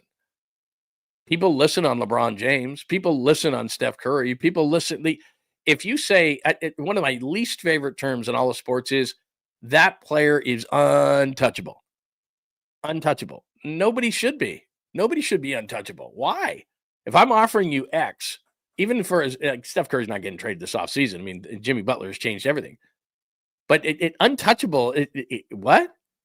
Now, if you're that, like in Steph Curry's case, he would have to ask to be traded because he is so intertwined in what the Warriors do and the marketing of it and the sales, the business side of it. Like Steph Curry in and of himself is a business. He's an entity. He's a brand.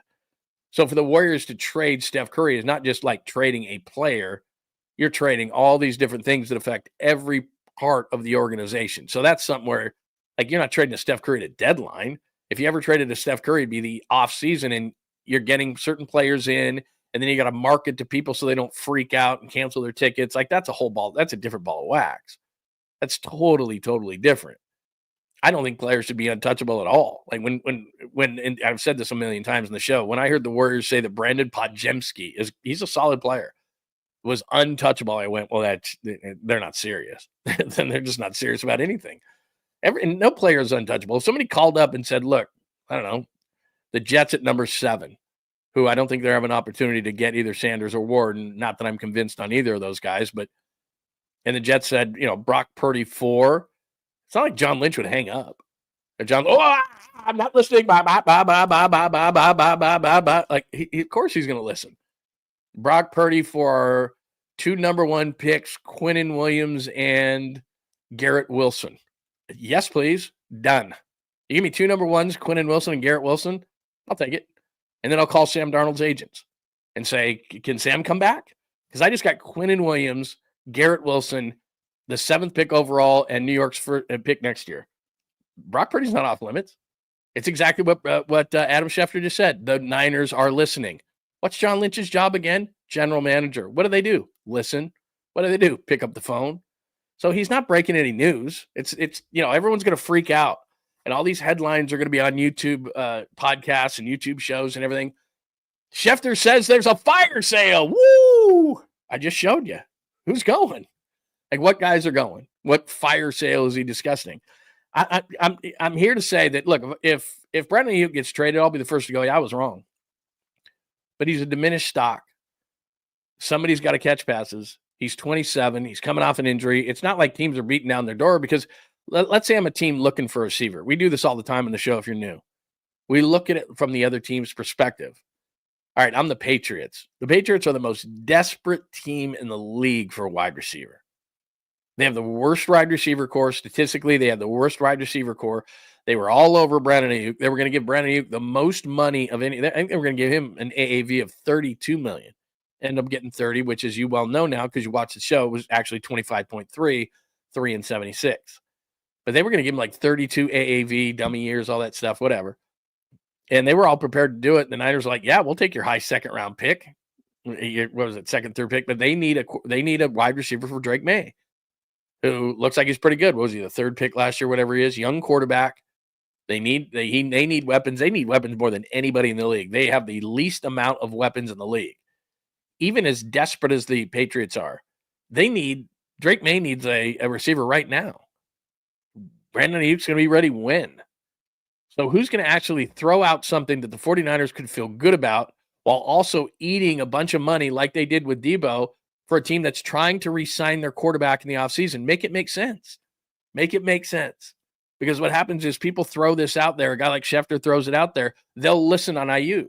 Well, of course they will. It's their job.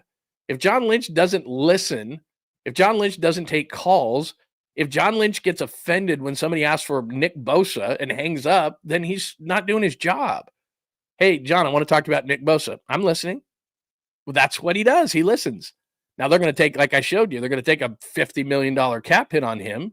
So if you're going to get Nick Bosa, you might want to start with a couple of number ones and some other things because now I got to eat a bunch of money on Nick Bosa. I really don't want to do that. So he's going to listen on everybody. So sorry to get so technical on it, but as I pointed out there, it's just on this whole thing, it's hard for them to make moves and not eat a bunch of money. There's a couple of moves they could make, but this whole thing about this concept of a fire sale for the 49ers, I'm just not buying it. Now, having said that, let me play a little bit of Steve Young. And if you were with us yesterday on the show, you know this. And I'm not going to play the part about Brock Purdy. I just want to, because Steve is dialed in. You got to understand that if Steve Young is saying something, Steve Young is not making it up. Steve Young saw or heard this, talked to somebody about this. This is too intricate information for Steve Young to just throw this out there. So Steve, who, by the way, will, I believe, still on the regular, join Tommy's show as we are an hour and a half into the show today. Bay Area Sports Collective. They have sent the, before I play Steve for you, they have sent the where it is right here, the press release out so I can actually talk about it. But there you go. Bay Area Sports Collective. My show, as you can see on there on the left, Tom Tolbert and Pauly. So we've kicked off with those three shows. Please make sure, in addition to John Lund Unleashed on YouTube, that you're following Bay Area Sports Collective. And I do think, I got to double check on Pauly's show today, but Tommy will be on at 1 o'clock on the Tom Tolbert show today, 1 o'clock. So make sure that you tune in for Tommy. And there you go, Bay Area Sports Collective. Make sure that you join that page as well. All right, so let me play Steve Young for you. I'm going to just play a little bit, and this is a window into how the 49ers are approaching this offseason, and I would trust this a lot more than I would of what Adam Schefter just said. York and John York and Denise, DeBartolo York, we're all in. And I think what happened with Nick Bosa and then with Brandon Ayuk changed the nature this year of how they are going to go about it. I don't think they were really appreciative of how that went down and how they got pushed. And I think that they're going to, you almost feel like a lot more declarative statements coming out. And I think that's not going to change Brock's situation. It's just that you have to have the background. It's not the same mentality that in the last couple of years. I think there's going to be a little more rigor to it all. And that's okay. Back to Brock. Okay, so back to Brock, and he's talking about it. And I'm going to talk about Brock just because apparently a lot of people don't understand how negotiations work, so I'll explain them and in Brock's situation. But that's going to be a perfect segue. So I played Schefter. I got Brock's first offer up there on the chalkboard. I already did losing BA doesn't help. I don't know that I addressed no Devontae, but we'll get into that as well, and undoing the wide receivers. We're kind of at the point where it's Jed is mad, so I'm kind of hopping around here, and I apologize for that. But the point where it says Jed is mad, which is about 3/4 of the way down the chalkboard there, and it's not in an English way. Jed is mad. It's not that. It's, as Steve Young just said there, and Steve Young doesn't just throw stuff out. Steve just said Jed York is pissed about getting pushed to the wall by Nick Bosa's people. And remember, that didn't get done until early September. It was the early in the week of week number 1 a couple of years ago. And then Brandon Ayuk still got done on August 29th last year, a month into training camp. The only thing I'd say about that in regards to Jed is you didn't have to pay Brandon Ayuk $30 million. And I'm not saying this as hindsight is 2020 and he got injured and all those kind of things. I never understood it, and I scratched my head the whole time going, again, it's a 3-76. But at the time, we thought it was 4-120, and we said $30 million a year, and he's not worth it. Quarterbacks have leverage. Sam Darnold's going to get paid a ton of money, maybe even Daniel Jones, a number of these guys. Anybody who shows promise. They're talking about Joe Milton, a quarterback on the Patriots who's hardly played, but he's got a rocket arm, so people are like, maybe he's the sleeper because they're so desperate. We've gone over this a million times. There's 3 elite quarterbacks in the league, and on any given Sunday, there might be as many as 10, and that's about it. And so most of the teams are going to get mediocre, medium, okay quarterback play week to week. And if you have to overpay for those guys, like Brock Purdy's going to do to the Niners, and you get them over a barrel, which Brock is going to do to the 49ers this offseason, it's just what it is because you just don't have a lot of options. Now, would the 49ers call Darnold's camp? I guess there could be a little bit of something there, but I doubt it. Aaron Rodgers don't even start. Aaron Rodgers' ego wouldn't even fit in the building. Kyle Shanahan has a massive ego. Those two are not working together. They're not. So that's not it. That's going to be a problem. So leverage is minimal when you're talking about a quarterback, but wide receivers, they come into the league every single year. And I'm just saying in terms of Ayuk, like if Ayuk's not around and with the injuries to Ayuk early in the season, when it's Juwan Jennings and an unproven Ricky Pearsall, and don't give me Cowing, he's just, I don't see it. He's too thin. He's a special teamer. I don't know what they're going to do at the receiver position, let alone if they were to trade Brandon Ayuk, which they eat the money, then Ayuk's not there. I think he's only going to miss the first few games. I don't think he's going to miss the first half of the season. So we'll see. And I don't trust a rookie wide receiver. I don't. Now, if you want to give me a rookie wide receiver in that like Pearsall situation where I had guys and Pearsall can ease himself in, and by year 2, year 3, I start relying on these guys, that's fine. But they are going to have to look in the veteran wide receiver market are the 49ers. I think that's the way they're going to replace Ayuk early in the season, not with a rookie. But having said that, the leverage of a rookie coming into the league doesn't demand that they shouldn't have had leverage last offseason. I was thoroughly confused by all of that. Everyone giving all these guys money. I understand it from a Cowboys perspective. They really didn't have anything else. Justin Jefferson's different. I don't put CeeDee Lamb in the Justin Jefferson part of the conversation. Jamar Chase, I think, is just a step below, but he's going to want $40 million from the Bengals. But receivers come in every single year. You can build a receiver core. You really can. And you can do it through the draft. I just don't want to rely on them their rookie year. They get into it second, third year. Like, look at Jackson Smith and Jigba in Seattle. His first year, they threw a bunch of smoke routes to him. He didn't really, his yards run per route weren't really good. This last year, the guy just blew up. Jackson Smith and Jigba was one of the best wide receivers in the league. He was incredible. It was his second year. He slowed down. Everything slowed down. The second year, I'll start relying on you. As a rookie, you're a lottery ticket. This is what you are. And I've said this a million times. In the draft, it's 50-50 in the first round and goes down from there. And we know this. We're trying to, Buckner to Javon Kinlaw. It's like, it didn't work. It's 50-50. That's just the way. That's in the first round. It's 50-50 and then just goes down from there, even though the Niners have done great in the mid rounds. So to just sit there and rely on receivers is a problem. But there's also the point where a bunch of them are going to come into the league, and it's not like the quarterback situation where it's just you just have to eat it. And so to go back to what Steve said there is going to be acrimony. There are going to be issues. There are going to be reports. I'm just here to kind of let you know how this is going to go, even though you already know. I'm just here to remind you. Then when it comes to the Brock Purdy situation, as you just pointed out there, so Jed's mad about getting pushed to the wall with Bosa. He kind of had no other choice. That's an elite position in the league, very important. You got to have your edge rushers. You got to re-sign Nick Bosa. They did it. Brandon Ayuk was his choice to give him that kind of money. I wouldn't have done it. I wasn't a believer in it.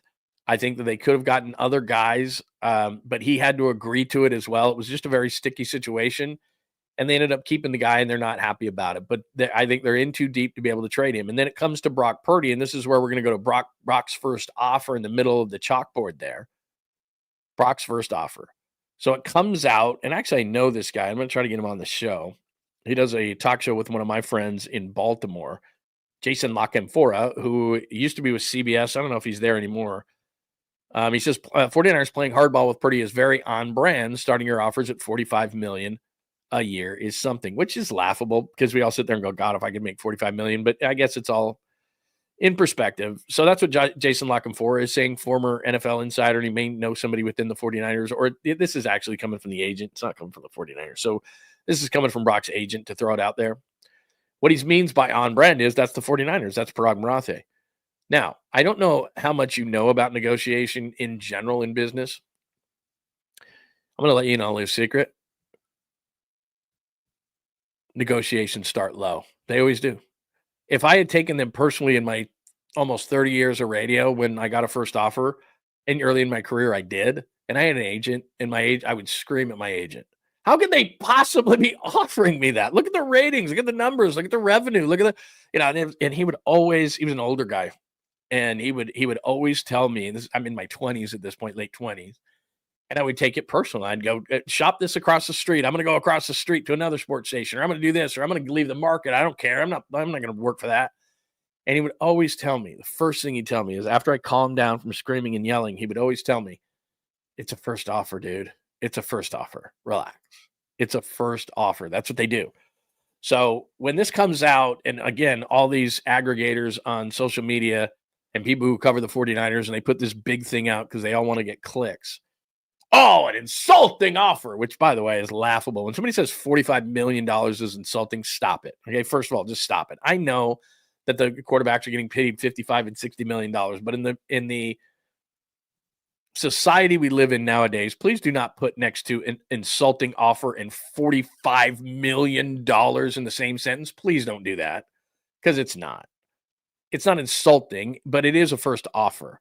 And Brock Purdy is not given a hometown discount. And Adam Schefter reported that maybe the Niners wouldn't go as high. They don't have a choice. And you got to understand, not only from a standpoint, okay, so that's part of it. $45 million, if that's true, opening offer, I wouldn't have expected anything else. Why? Here's the whole thing. Why would you start at 50 or 55? If you want to finish it at 55, you wouldn't even start at 50. You'd start at 45. Because then his agents go, are you kidding? It's got to be 65. Now we're at 55. 45, middle of 65, 65, 45, 55. That's probably where they want to end up. So, of course, you're going to say 45. Because his side's going to say 65. What do you want to pay? 55. What's the middle? 55. Like, my God, stop. Like, these people they just throw stuff out. Oh, my God, what an insult. Don't say insult and $45 million in the same sentence. Second of all, understand in the slightest how negotiations work. That's where it starts, always. We've all been there. You have a job, maybe, but that's just where it goes. All first offers are low. That's just how it is. Okay, so that's number one. Number two, you've got to remember how this works too. So they all were friends and everything was great. And Kyle said how great he was. And I'll go back to when Mike McGlinchey became a free agent with the 49ers, and I was down there, and then we're all sticking our mics in his face. And he went from wearing 49ers gear every single day, and his sweatshirt said, I can't remember the name of his agency, who his agents were, but it had their name across the front, and it wasn't an accident that he did that. He was saying it. He basically was making a statement that said, we're in negotiations now. I'm not on the 49ers. My team is, and whatever, it was his, whatever corporation. It was his agents that were now on his sweatshirt. That's part of the negotiation. Nobody's angry. Nobody's mad. The whole reason why you have an agent, and I learned this early in my career because I tried to negotiate my own contracts, and then you start taking it personal because they tell you things you don't want to hear. You can't take anything personal. So like Jed York, for example, is mad about the Ayuk stuff, or he's mad about the Bosa stuff. Got to get over it. It's not personal. It never can be personal. You can't make it that way. So Brock gets a $45 million offer. Brock's even-keeled. He's got a smart family. His dad played pro baseball. He knows that this is not a big deal, that this is where negotiations start, but people go crazy on social media. How can they offer? What were they going to do? Offer him $60 million as the opener? That's how business works. You don't offer 60. They want to end up around 50 to 55. So what do you offer? You don't offer 50 to 55 if that's what you want to, if that's where you ultimately want to be. You offer 45. They counter back and forth, blah, blah, blah, blah, blah. That's how it works. And then as far as the niceness is concerned, you won't hear John Lynch say a lot of nice stuff about Brock Purdy moving forward. You won't hear Kyle Shanahan say how much he loved him like he did in the press conference a couple of months ago. You won't hear Brock's side say anything nice about the Niners or anything like that. And then what's going to happen there is, mark my words, because this is a negotiation and this is how negotiation works. So let's throw the money out for a minute. I just explained that. Where this will start to happen is Brock's going to do, I don't know, events and things like that and charity stuff. And so's Lynch and so's Kyle and so's certain people who represent the 49ers. And then you're going to hear Adam Schefter and all sorts of insiders say, yeah, they didn't say nice things about Brock, or he says they're far apart, or he said that's what they do. And I told you about this like a week or two ago. These insiders get used. So they want to get something out. So somebody calls somebody, and normally it's an agent. Yeah, the negotiations with the Niners just aren't going very well. You know, they're just not. Adam Schefter is reporting that the 49ers and Brock Purdy are not having great negotiations right now, and they're at a standstill and nobody's at the table. That's meant to get out there. Because anything the 49ers don't want to get out there, it doesn't get out. Now, an agent's a totally different story. So you're gonna hear animosity. You're gonna hear that both sides aren't close. You're gonna hear that you're not gonna hear nice things. How come they're not saying nice things? Remember a couple of months ago when Kyle Shanahan said all those nice things about Brock Purdy? Why is he not saying those things anymore? Because now it's a negotiation. Now it's serious. That's what happens. Now, what I expect to have happen is, I think it's going to be around $55 million AAV. It'll probably get pushed a little bit higher. Jed's going to be pissed. Quarterbacks have leverage. And then we're going to look at the contract. And all you're going to have to do when you look at the contract, and I tell you this all the time, look at when the thing just turns into it just blows up, right? It just rocket to the moon kind of payments. Contract's over. So first year for Brandon Ayuk, the cap number was $7 million. The second year, the cap for Brandon Ayuk is this year, 10.75. Next year, it's around $16 million. Those are all fair numbers for Brandon Ayuk. And then the fourth year of the contract for Brandon Ayuk is $42 million. Never going to play under it. This year, Fred Warner, his number jumped on the cap, not in real money, on the cap from $12.6 million to $29.2 million. Fred's not playing under that. So they're going to extend the years. Why do they extend the years? Because then they can put the dummy money over the X amount of years, and they can lower his cap number. And you keep pushing that and kicking it and pushing it until you got to pay the bill. That's just how it is. And some people think the bill is due for the 49ers right now. I don't hold that opinion because they don't think they're out of the Super Bowl window. They'll keep kicking the can down the road and keep playing the credit card game until they feel like they're out of this thing. That's the way that the game works. So, for example, I'll give you a great example. The Cowboys yesterday, year of the wide receiver. Let's move down to that. Year of the wide receiver was 2024, and everybody got paid. CeeDee Lamb thinks he's Justin Jefferson. He's not. It's just there's nobody else on the team. And so, not saying he's not really, really good, but he's not Justin Jefferson. But they paid him a boatload of money, and they went, the defensive lineman that they have to pay,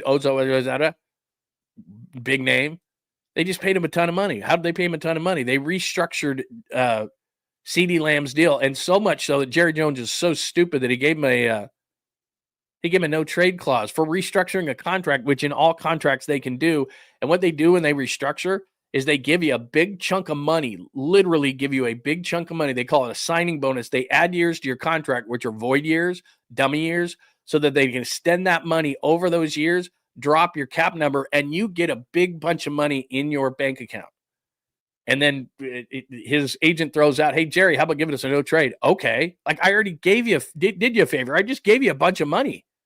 We extended your deal. You're getting money. But what that's called is kicking the can down the road. And it's a credit card bill that at some point becomes due, but they can constantly manipulate that whole thing. That's probably too much. That's probably more than you needed to know. But what I'm saying is that the year of the receiver, where everybody was throwing around money to a receiver, and then everybody realized in the Super Bowl that the Eagles won it in the trenches. And so now teams are going, okay, Cooper Kupp, you're gone. Hey, Devontae Adams, you're gone. Hey, DK, we got to redo your deal. Lockett's deal, finally. That's like I said, Taylor Lockett's deal is $32 million on the cap this year, but he's got no more guaranteed money, so he's gone. So it's all this funny money that's being thrown around as far as that goes. Brock's going to get paid, but this whole thing about Brock's first offer and a guy like Locke and Forrest saying it's very on brand. If I was the 49ers, I'd take that as a compliment. They're tough to negotiate with. There's no question, which means there's going to be ugliness that comes out of this. There's going to be parts where you're going to hear from insiders that they're at a standstill, that they're not saying nice things. And the agent's going to throw things out there to try to get the ball rolling on negotiations and make the 49ers look bad, which they don't care about. And at the end of the day, you're going to hear a bunch of stuff, and negotiations start at $45 million if the ultimate number you want to be is $55 million. That's just how the whole thing works. So don't panic over all this stuff of Brock Purdy. The Brock's first offer, which I have at the middle, don't panic on it. You're going to hear negative stuff. An agent's going to throw things out. The first number is a number. If it had been higher than that, I'd have been like, what are the Niners doing? They want to get it to 55. That's the AAV they want to get. And there's dummy years on that, so it's probably not even going to be that high. I just explained it with Brandon Ayuk. All right. Sorry, a lot of numbers today. No Devontae LAC. That means LA Chargers. Devontae wants to get back to the West Coast. He went to Fresno State. I got a bunch of this in my inbox yesterday where people were talking about Devontae Adams to the Niners. So let me get this straight. They're going to eat a bunch of money on Deebo Samuel, $15 million net, 31 dead cap, $15 million net. People want them to trade Brandon Ayuk at his lowest value, injured, coming off a knee, plus there's no one to catch passes, and they'd have to eat a bunch of money. So you want them to eat money on Deebo, eat money on Ayuk, and then turn around and pay Devontae Adams a bunch of money and a big bonus and like $25 million a year minimum. He's 32 years old. Do you think that he thinks of himself that way? Did you watch Receiver at all? Last year, was that on Showtime? He doesn't think he slowed down. If you asked him, he would probably say it was Aaron Rodgers' fault. He's not quite what he was, but he's got a high opinion of himself. And he's going to go, what do we say all the time on the show? Where's the money? It's 100% about the money. He's 32 years old. He's thinking to himself, yeah, I want to win, but damn, I don't have many years to do this left. He's 32. He's not coming to the 49ers for a discount.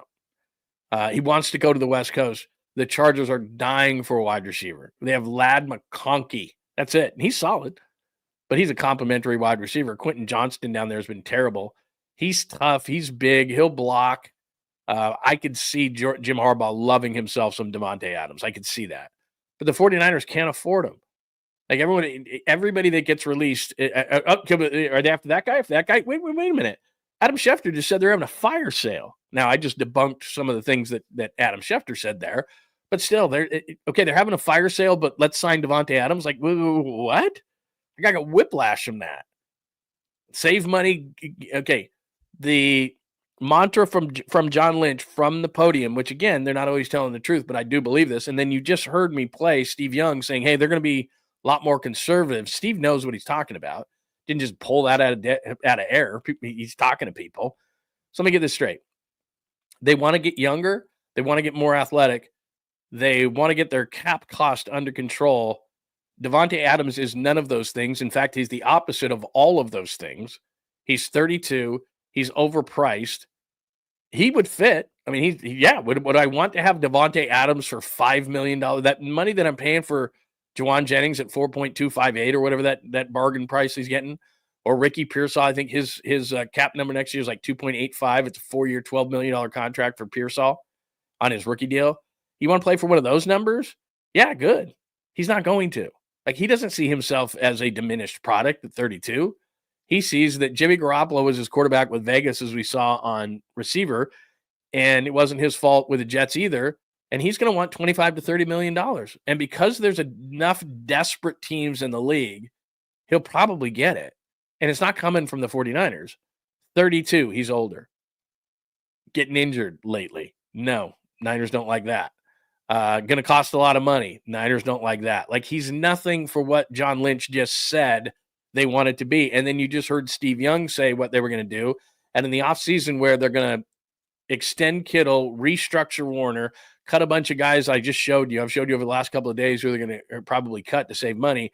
And then you want to turn around and think that Devontae Adams, because he went to Fresno State, is going to give the Niners some kind of a hometown discount? Oh boy.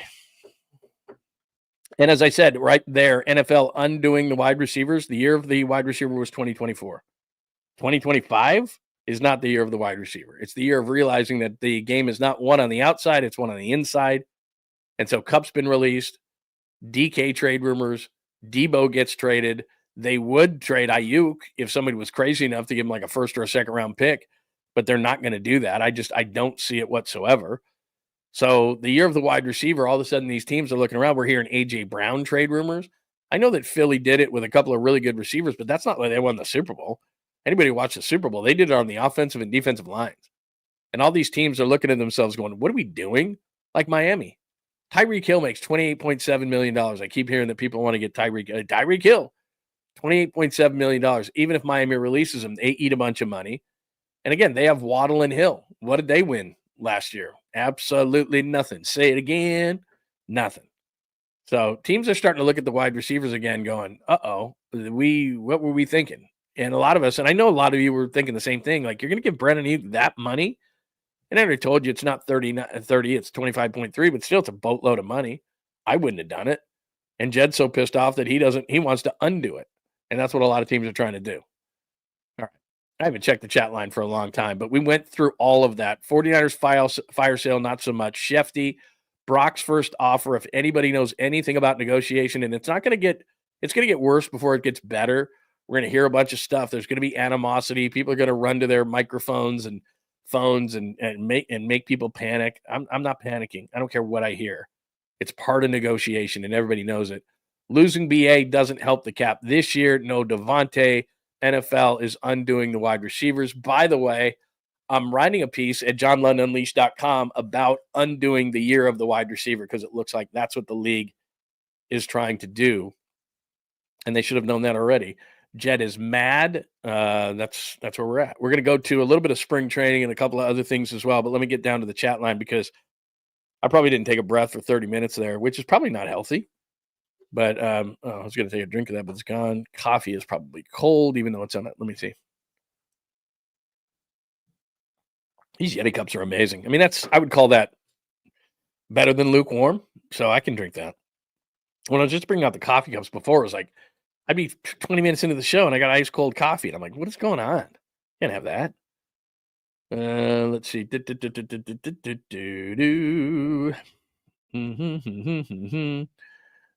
do we got? Just want to double check. Yeah. Great to see you, Bees Knees. Miami paid their quarterback a bunch.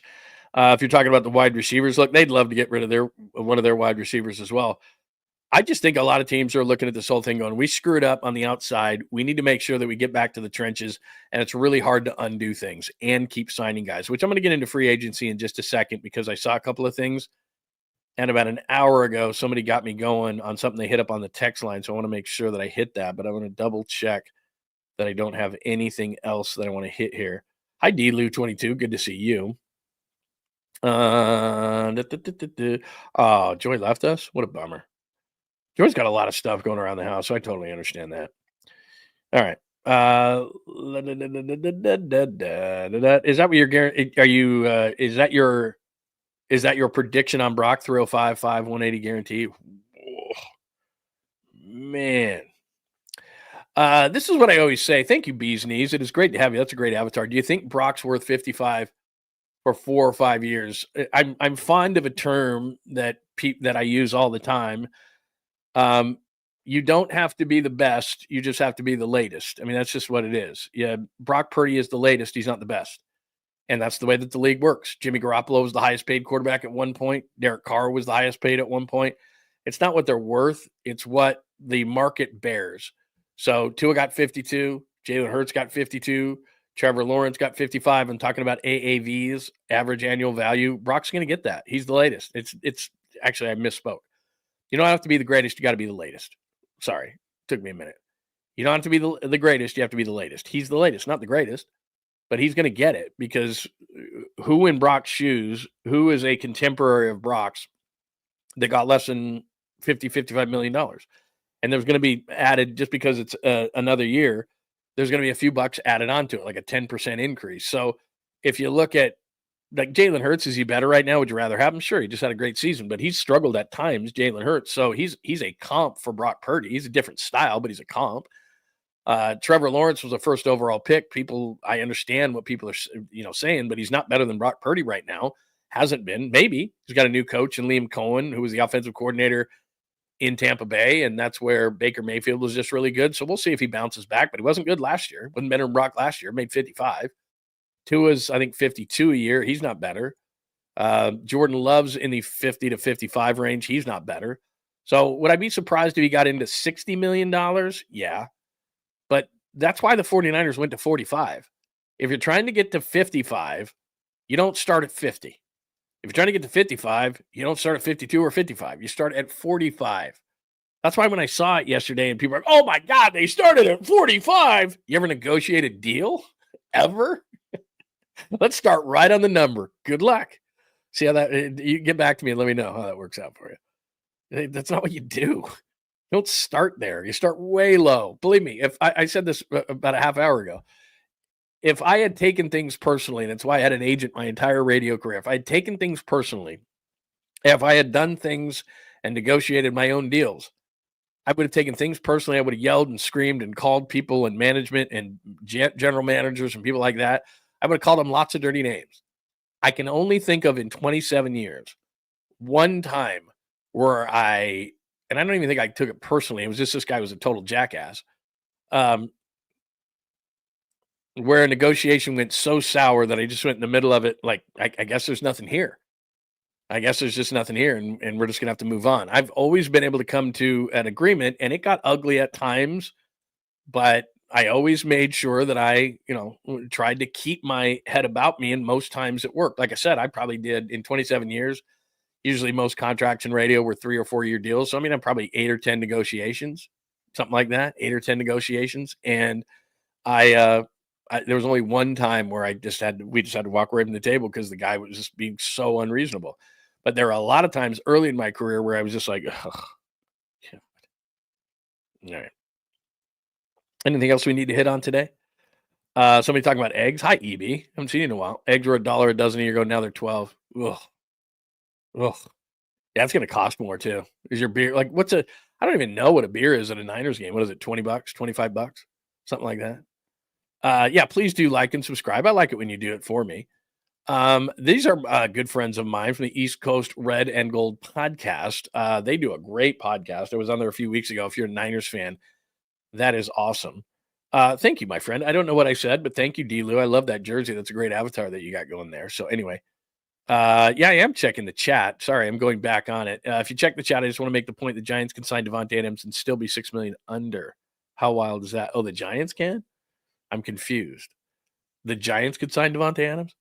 Anyway, what I'm saying is in terms of the wide receivers, I just think it's funny. I was on a talk show yesterday in Seattle. So if you listen to Ian Furness and you're joining us today, I go on KGR in Seattle every Tuesday, and my pay is that I get to promote the show, which I like. And then we get a bunch of Seattle fans in here, which is really, really cool.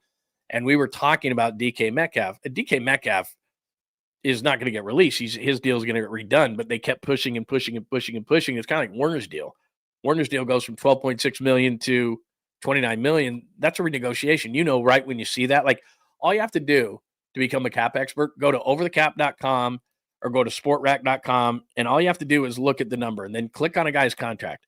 And you go, okay. Oh my God. Like there's this number that jumps out and it's like, okay, that's a renegotiation. And what they do is they'll give you some money. They'll push a few dummy years on there and they'll bring your number down. And at some point, finally, you're so old or ineffective that they go, finally, we have to eat this at some point. And that's what you do. You eat it.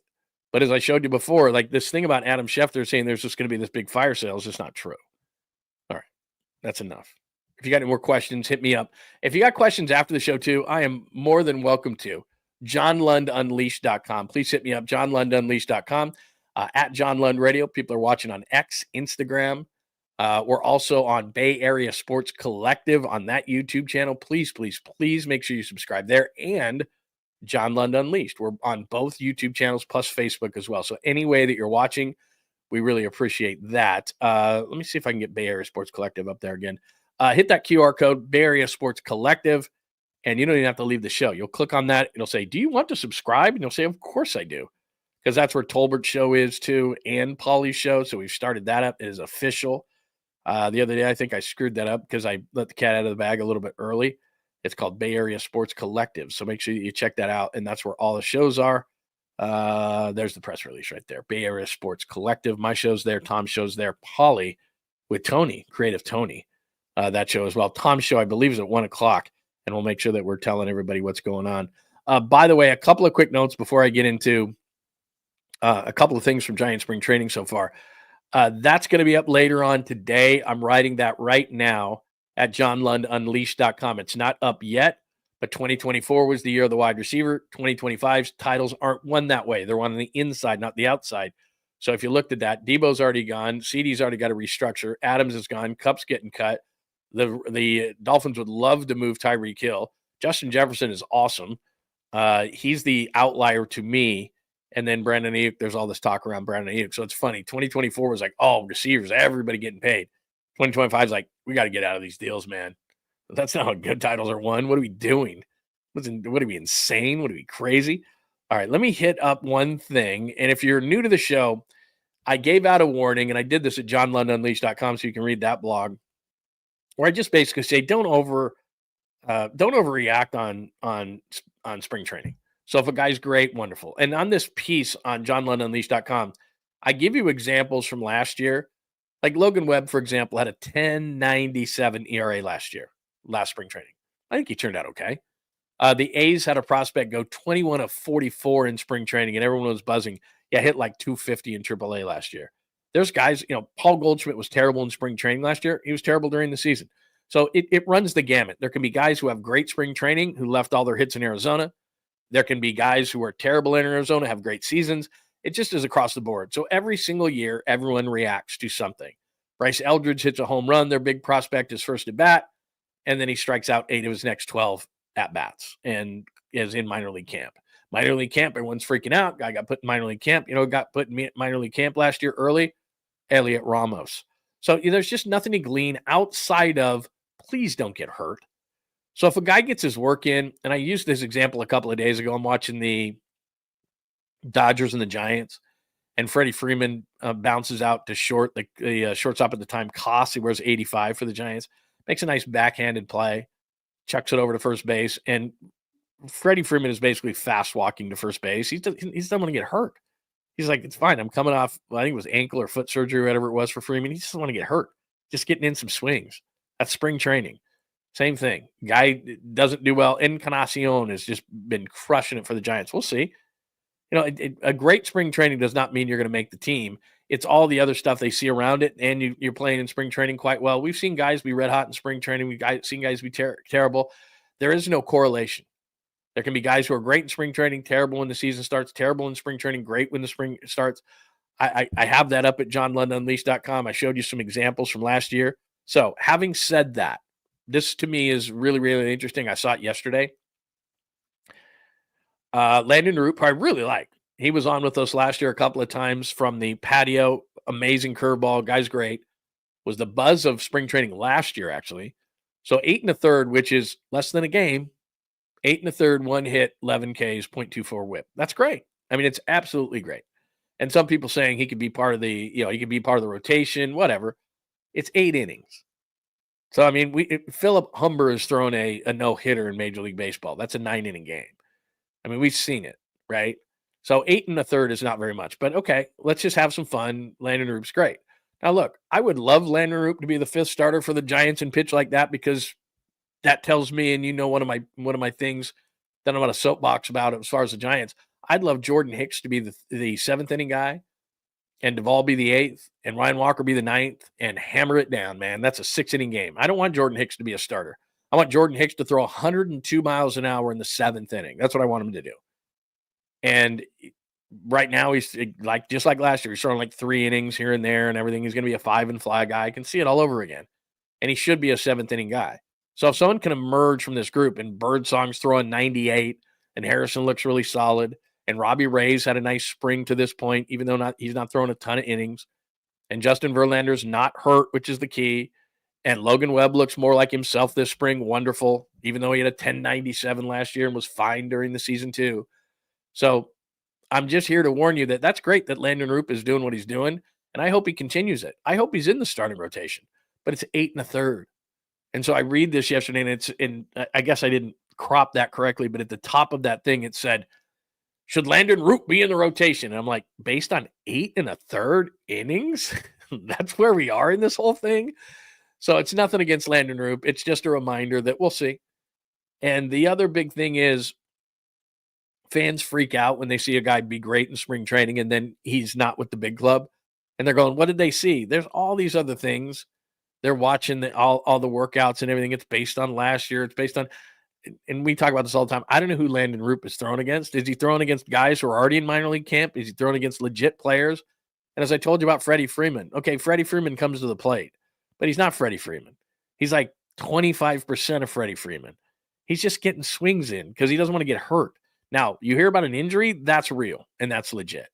A guy gets hurt in the spring training, that's the number one thing. What players are trying to do is they're just trying to get their work in. They're already in shape. It's just they're trying to get their timing down. Now, did you hear that, for example, Logan Webb's working on another version of his changeup? Justin Verlander's working on a new pitch. Like, so when you see somebody take somebody deep, it's like, well, is that new pitch he's working on? There's so many different factors when it comes to spring training.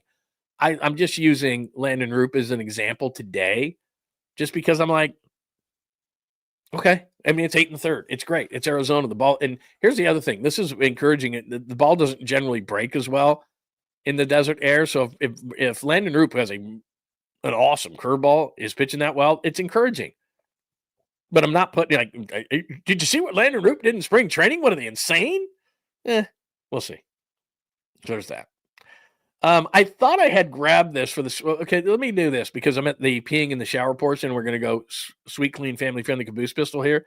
But let me make sure that I've played everything that I have today. I have. Episode 77, Golden State at the Knicks. If you're tuning in and you're going, why aren't you talking Curry? We used the first hour of the show to talk about Curry. We will post the show. You could go back now, but we'll also post the show and we'll put chapters underneath. Like 5 minutes after the show's over, boom, we hit it. We'll put chapters, and then what you can do is you can click all around the show and you go back and watch it, and you can just talk. You can just watch what you want. But we went really deep into the Warriors at the Knicks. A lot of Curry talk today. One thing I didn't have in there was Shaquille O'Neal saying that Steph Curry belongs in the conversation of greatest of all time. Belongs in it. I love how he said that. Belongs in it. Doesn't mean he is. Just means he belongs in the conversation, and I agree with that. Give me your thoughts on that. I'm not putting him on a Mount Rushmore. I'm not putting him on a list. I'm not putting him number one. I'm not I'm just saying in the conversation, that's a good way to put it. So we had a lot of conversations. The thing about the Warriors that I think is they're legit. That's what I can say at this point. They're legit. Are they title contenders? Could be. I just think that Jimmy Butler has brought something to the table that has been absolutely amazing. And I hope that Jonathan Kuminga is watching with his glass ankle. The way that he has seamlessly come onto this team and added, as Steve Kerr said last night, an Andre Iguodala type presence and calmness makes the Warriors legit. Whatever that means, I think that's where I can go at this point. We'll get more and more information. But I just say this, if I'm in the Western Conference playoffs, and I don't know that they can sustain this over a number of series, that's the only question I would have because of their age. But I don't know. So I don't know, as Draymond Green turned 35 yesterday, I don't know if they can sustain it over a number of series. And right now, the 6-3 matchup would be Denver, which I don't love as a matchup. And I wouldn't love the Lakers as well either. But these young teams, even as good as Oklahoma City is, or Memphis is, who's 3-7 in their last 10, or Houston, who's slid back a little bit, none of those teams want to see Curry, Butler, Draymond, Podziemski's playing better. Kuminga hopefully can fold into this thing. They do not want to see that team. And that was a nice win last night. No Karl Anthony Towns. I acknowledge that 100%. But Steph Curry is magical in that building. And remember, Curry was taken 7th overall after the dumbasses in Minnesota took two straight point guards. But a lot of people don't talk about this. The Knicks were at 8, and Steph didn't want to come here. He wanted to go to New York. And so every time he goes there, he just rocks it. He was awesome last night. So anyway, that's the story on the Warriors. We talked a lot about it. 49ers fire sale, I think that is overblown. Adam Schefter talked about it, and I told you why I think it's overblown. Brock's first offer, which was $45 million, and everyone was freaking out. That's what a first offer is, everybody. Losing BA doesn't help. This year, I said financially, no, they're not going to go and cut all these guys and make these statements how they want to get younger, more athletic, rely on the draft, and then sign Devontae Adams to a $25 million deal. Makes no sense whatsoever. NFL, and I'm writing about this at JohnLundUnleashed.com. 2024 was the year of the wide receiver. 2025 seems to be the year of undoing the year of the receiver. Jet upset as I played that from Steve Young about getting pushed to the wall by Bosa, pushed to the wall by Ayuk, which he didn't have to approve that one. He had the leverage. He's going to get pushed to the wall on Brock Purdy. Giant spring training so far. Landon Roop is the latest for everybody to be freaking out. I'm fine with it. I hope that Landon Roop continues to do it, but I'm just here to say that I'm not totally convinced because that's the way spring training is. I missed one thing that I got to go back up and hit. One thing I go up and hit because somebody hit me up. Let me go back to the NFL for 1 minute before I go to the peeing in the shower portion of the show. So why NFL free agency is so stupid, I tell you this all the time. NFL free agency is a lot of fun and everybody freaks out and it's not as good as it's been in the past, but there's always a flaw to a free agent. You want to, if you're an NFL team, draft, develop, sign your own. You know everything about them. You know their injury history. You know how they fit in your locker room. You want to sign your own. You don't want to go out on the first day of free agency like all these teams are going to do here in about 10 days and sign all these guys and everybody freaks out. You're the winner of the offseason. Tell him what he's won, Johnny. Oh, he's going to be doing the same thing next offseason. That's what they do. It's the same team making the same mistake. Well, why do they do that, Lund? Glad you asked. Because Aaron Banks, these are guys that are supposedly under the radar, right? Under the radar signings. You can read, but I'll read it for you. After the Chiefs placed a franchise tag on Trey Smith, Banks became one of the top guards, if not the position headliner. They go back to where he was drafted. And it says that the Panthers signed Robert Hunt to a whopping 5-year, $100 million deal, which I'm sure wasn't that. But still, how'd the Panthers do this year? Banks could land a contract in the similar range of 18 to 20 million per season. Really? Some team's going to be really disappointed. I mean, just free agency is stupid. I mean, it's just stupid money. You made a mistake. You didn't sign a guy. You drafted poorly. Let's dip into free agency where it's the same teams every year because they suck at this, signing guys for way too much money, and then somebody saying that Aaron Banks is going to make $20 million. $20 million. They sunk a second-round pick into him. That's great. He went to Notre Dame, so he's got all those things, but he wasn't good. Like, I don't care what they say, and I don't care what the numbers say. I watched enough to know they didn't move people in the running game. And Aaron Banks was a big part of that. He's going to make $20 million. Free agency is stupid. So then the other thing was, I've been pounding the drum for this guy. I'm like, Drew Dahlman, he's going to be a guy. Like I said, they're just not going to be able to afford him. I'm sick of seeing Jake Brendel on his ass during the entire game, but it says high-end centers don't usually hit free agency, blah, blah, blah. Stanford, blah, blah, blah. 40 career starts, blah, blah, blah. 26 was why I was excited about it. Annual salary of 13 to 14 million makes sense. Not for the Niners, it doesn't.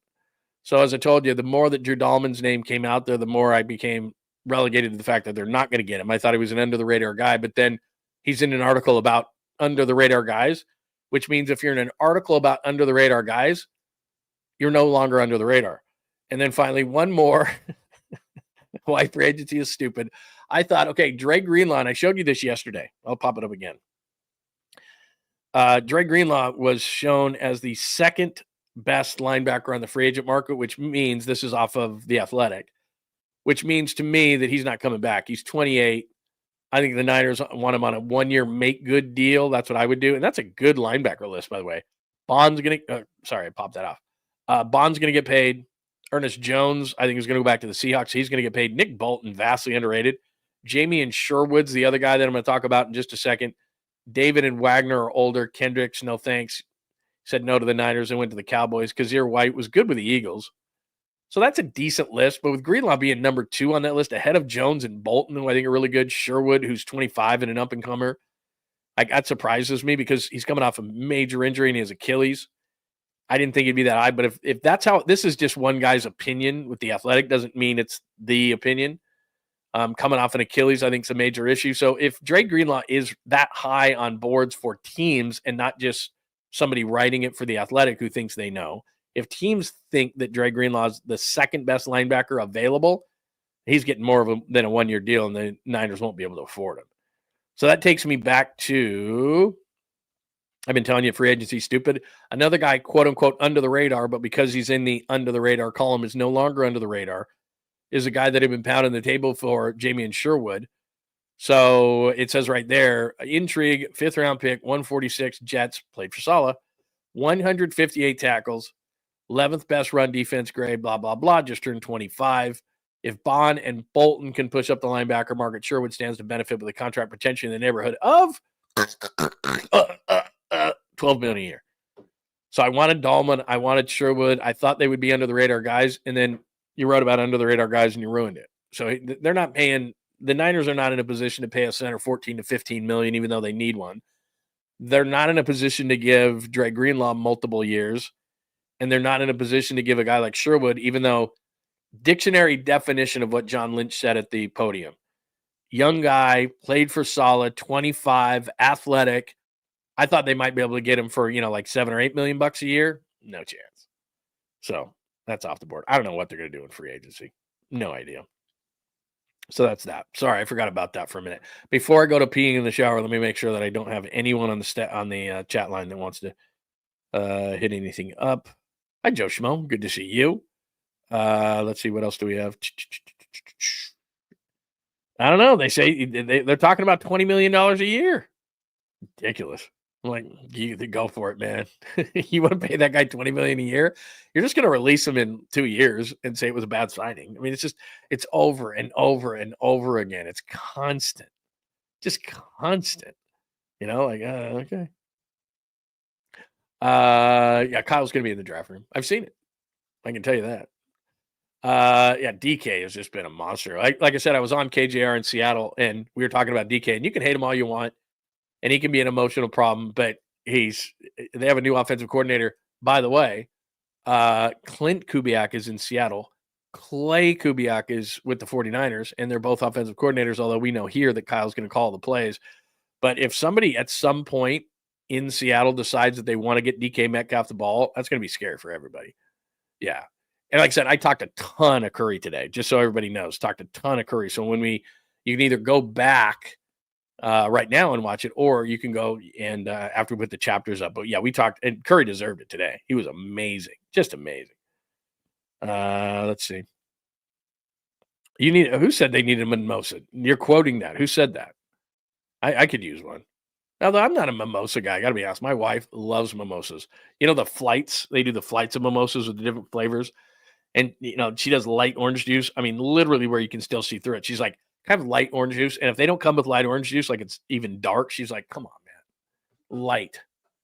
The only time I'll do mimosas around Christmas. And Christmas, we do a big thing. We do a monster breakfast with Belgian waffles, strawberries, whipped cream, bacon, the whole 9 yards. I'll break out a mimosa. That's like once a year I'll do that. That's the only time. Once a year. Okay. Let's do this before we get out of here today. On a Wednesday, I did the show. And remember, John Lund Unleashed, johnlundunleashed.com. I'll have that new piece up today. Let me do one more thing before we get out of here, too, because you're gonna all run if I do this last. This is my good friend, Dr. Jeffrey Riopel. It's in San Ramon by me. Absolutely awesome group of people. Right there. Riopel Cosmetic Surgery and Laser Center. They are the fine sponsors of the program. If you would, click on that QR code right now, because first of all, I use testosterone through them, and they are awesome. Now, look, I'm not Barry Bonds. They are doctors, and so you'll get your blood tested. Yep, you have low T, and it is awesome. They do just one procedure.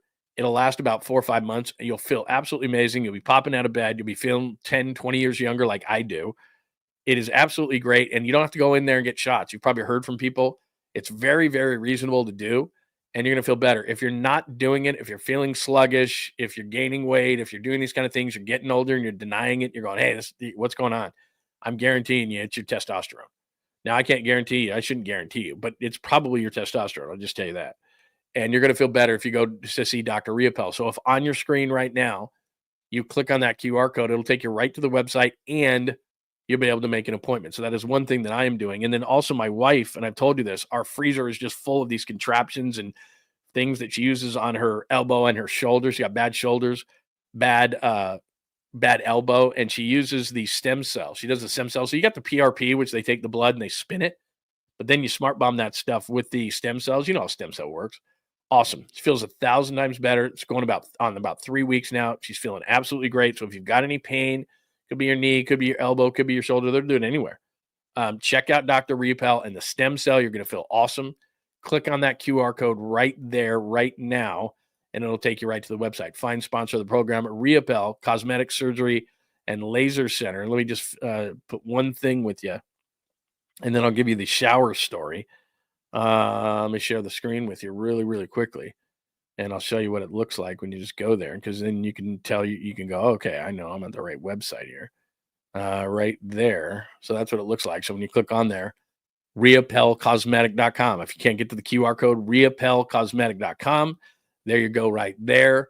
And all sorts of great stuff. So you got all sorts of people that have done all sorts of different things. They do all sorts of different procedures. You can even request a consultation or question. 𝐸𝐵𝐿cosmetic.com. That's what you're going to see. Treatments, conditions, before and after, testimonials, all those kind of things. Dr. Jeffrey 𝐸𝐵𝐿, fine sponsor of John Lund Unleashed. And to me, the testosterone is awesome. And for my wife, the stem cell, and I'm not kidding, has been life-changing. So make sure that you check that out. All right, here's the story on... Oh, here's the story. We all do this. Everybody says they don't, but they do. But here's the deal. Sweet, clean, family-friendly caboose pistol. Percentage of people who pee in the shower leaked in new study. I didn't even look at the new study, and I'm thinking to myself, everybody does. Like, I don't know if women do. That's what I would say. I think Joy left the room. Sports Girl for Life is like, get out of here. I don't want to talk to you guys about this. But I don't know what it is about you. I'll admit it 100%. I'm not going to say 100% of the time, but at least I get it to the drain. Like if I'm standing above the drain, I'm like, I don't want to, just randomly do it all over the place. But, it's a nice warm shower. We relax. I mean, it just happens every single time. I would say that 100% do. And if they don't admit it, like let's say that somebody says they don't, it's like, hey, come on. I mean, it's different. Like I'm not a pee in the pool guy. Never, never, never. Since I was like probably 12 years old, like you're not peeing in the pool. We have a pool. It's like, don't pee in my pool, man. But the shower, that's a different deal. You do it right by the drain, you wash it. That's no big deal. It just happens. I can go before I go in the shower. I'm still going to do it. Like just every time. It's not like peeing in the pool. It's totally different. It's not the same thing. So you can give me your thoughts on that as well. Before we get out of here at the end of the day. Everybody does it. Like nobody talks about it. I just saw that thing and I'm like, are you kidding me? Yeah, pee in a river's fine. Pee in a river's fine. Oops, sorry. Pee in a river's fine. Hi, Papa J. Yeah, don't pee in my pool. Can't pee. Come on, man. I'll kick you out. Like I'm a nice guy. I just peed in my Yeah, 100%. Like I didn't even look at the percentage. Like it's 100%. Like I don't know how women feel about it. I would think. I mean, it's just relaxing for everybody, right? It's relaxing for everybody. Yeah. I was in the pool. I'm not talking about the pool. You should be peeing in pools 0% of the time. 0.0. Zero. There's no way, man. You can't do it in a pool. Get out of here. Can't do it in a pool. Somebody pees in my pool. That's the whole thing. And here's the other thing too. Is people say there's like a dye or something like that in a pool that you can tell. No. There's not. Because I would do that. I would put that in my, like, somebody pees in my pool, especially a kid. It's like, no, get out of here. What else do we got? Anything? Oh, I'm 100% with you on that. That's absolutely great. Like camping and stuff like that. Feel bad for women because then you got to do this whole thing. You got a whole thing that you got to do. Oh my God, you kidding me? Let's see here. Anything else? Love a good shower story. But are you a short or a long shower guy? I can't, like, my wife, she is just in and out. She's quick, right? Me, I'm in there like 20 minutes. It's my think tank. Like, I have to shower. And because it's like, I sit there, not only for the standpoint of, it's good, to stay clean and everything like that.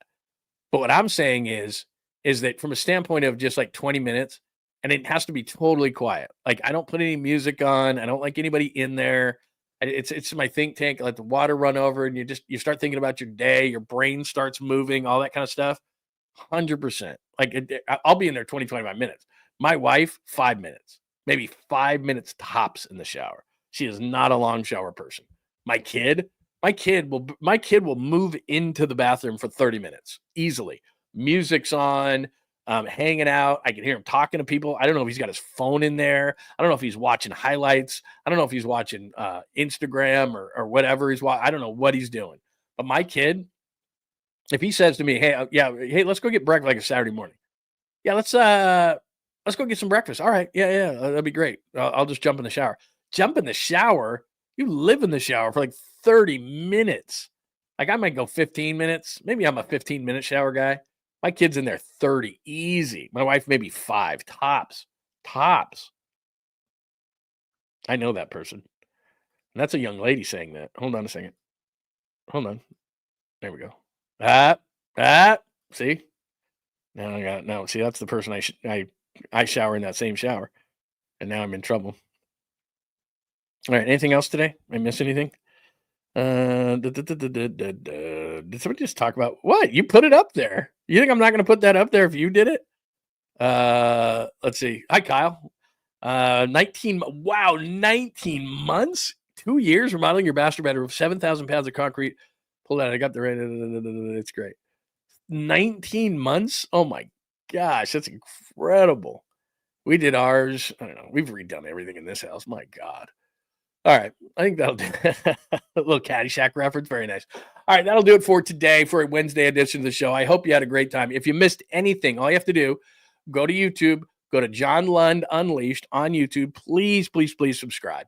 Please tell your friends and enemies and make sure that you are subscribed to the channel. Therefore, then when I replay this whole thing, I will have chapters underneath it and you can watch however you wish. So make sure that you do that. Let me also show you before we get out of here. Bay Area Sports Collective. They put the press release out today. And so that is legit. Bay Area Sports Collective is a great place to watch my show. Tom Tolbert's show is on there. Polly Mack's show is on there from Murph and Mack. By the way, they do Murph and Mack Mondays too. So they actually get back together on Mondays. You can't miss that. Tommy is going to be on this afternoon at 1:00. You can check that out. And please subscribe to Bay Area Sports Collective as we continue to get more and more things going on there. Also, quick promotion. I am writing that piece right now. It is not quite done. 2024 was the year of the wide receiver. 2025, realizing that titles are won on the inside, not the outside. So these guys are getting cut and restructured and all those kind of things. There's Debo up there. It's already been done. Brandon Ayuk, all that conversation. So we'll get into that conversation. It's a great piece that I will finish up later on today as well. If you're listening or want to listen on the podcast, you want to take us with you, Apple, Spotify, wherever you get your favorite podcast. We're going to get off the air here in about 60 seconds later. We'll click on that. Thanks to our good friends on Instagram watching at John Lund Radio and on X as well. Let me double check all the people there. I got started a little late today on Instagram. I apologize for that. I did. Ooh, a lot of people on Instagram today. So thanks for watching on Instagram today. Thanks for watching on X today at John Lund Radio. Make sure that you subscribe, hit that thumbs up, hit the like button for us as well. And make sure that because with the like thing, I guess the algorithm, it helps the algorithm. So that's really, really cool. But please make sure you subscribe there. And please have your alerts on because not only do we do the show at 8 a.m. Monday through Friday and 10 a.m. on Saturdays, but also we put all sorts of stuff throughout the day up.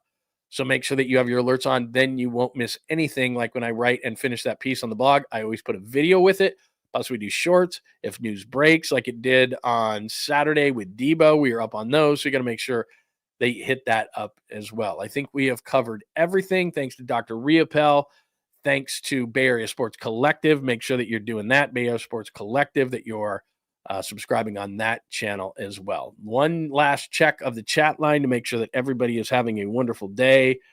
See, that's a great thing to be learning today. We should do that at the end of the show. What did you learn on the show? What I learned, Pete Rose had a lifetime ban. He's dead. The ban is over. Yeah, that's my theory. It was a lifetime ban. He no longer has life, you know? He no longer has life. I mean, doesn't that make sense, right? Anyway, all right. That's it. Everybody have a great day. Antonio, just seeing you for the first time. Good to see you. Yeah, look at that. You're right. Right before the show, I make sure that I do. So if I'm ever late, it's because I got to run in there real quick because I got to make sure that I do that because I do. I sit here we're 2:34 into the show. For the love of God, man. All right. Hey, I enjoy it. What kind of shot are you taking there, Fozzie? What kind of shot are you taking there? Whiskey? Take a little bourbon shot? Very nice. Very, very cool. All right. Everybody have a wonderful Wednesday. Make sure you subscribe. John Lund Unleashed on YouTube, Bay Area Sports Collective, and JohnLundUnleashed.com. We'll have new pieces up, archives on shows, archives on podcast, and I'll get that new blog for you up shortly. Everybody have a great Wednesday. Thanks for hanging out with John Lund Unleashed. We'll try to be better next time, though I wouldn't hold my breath.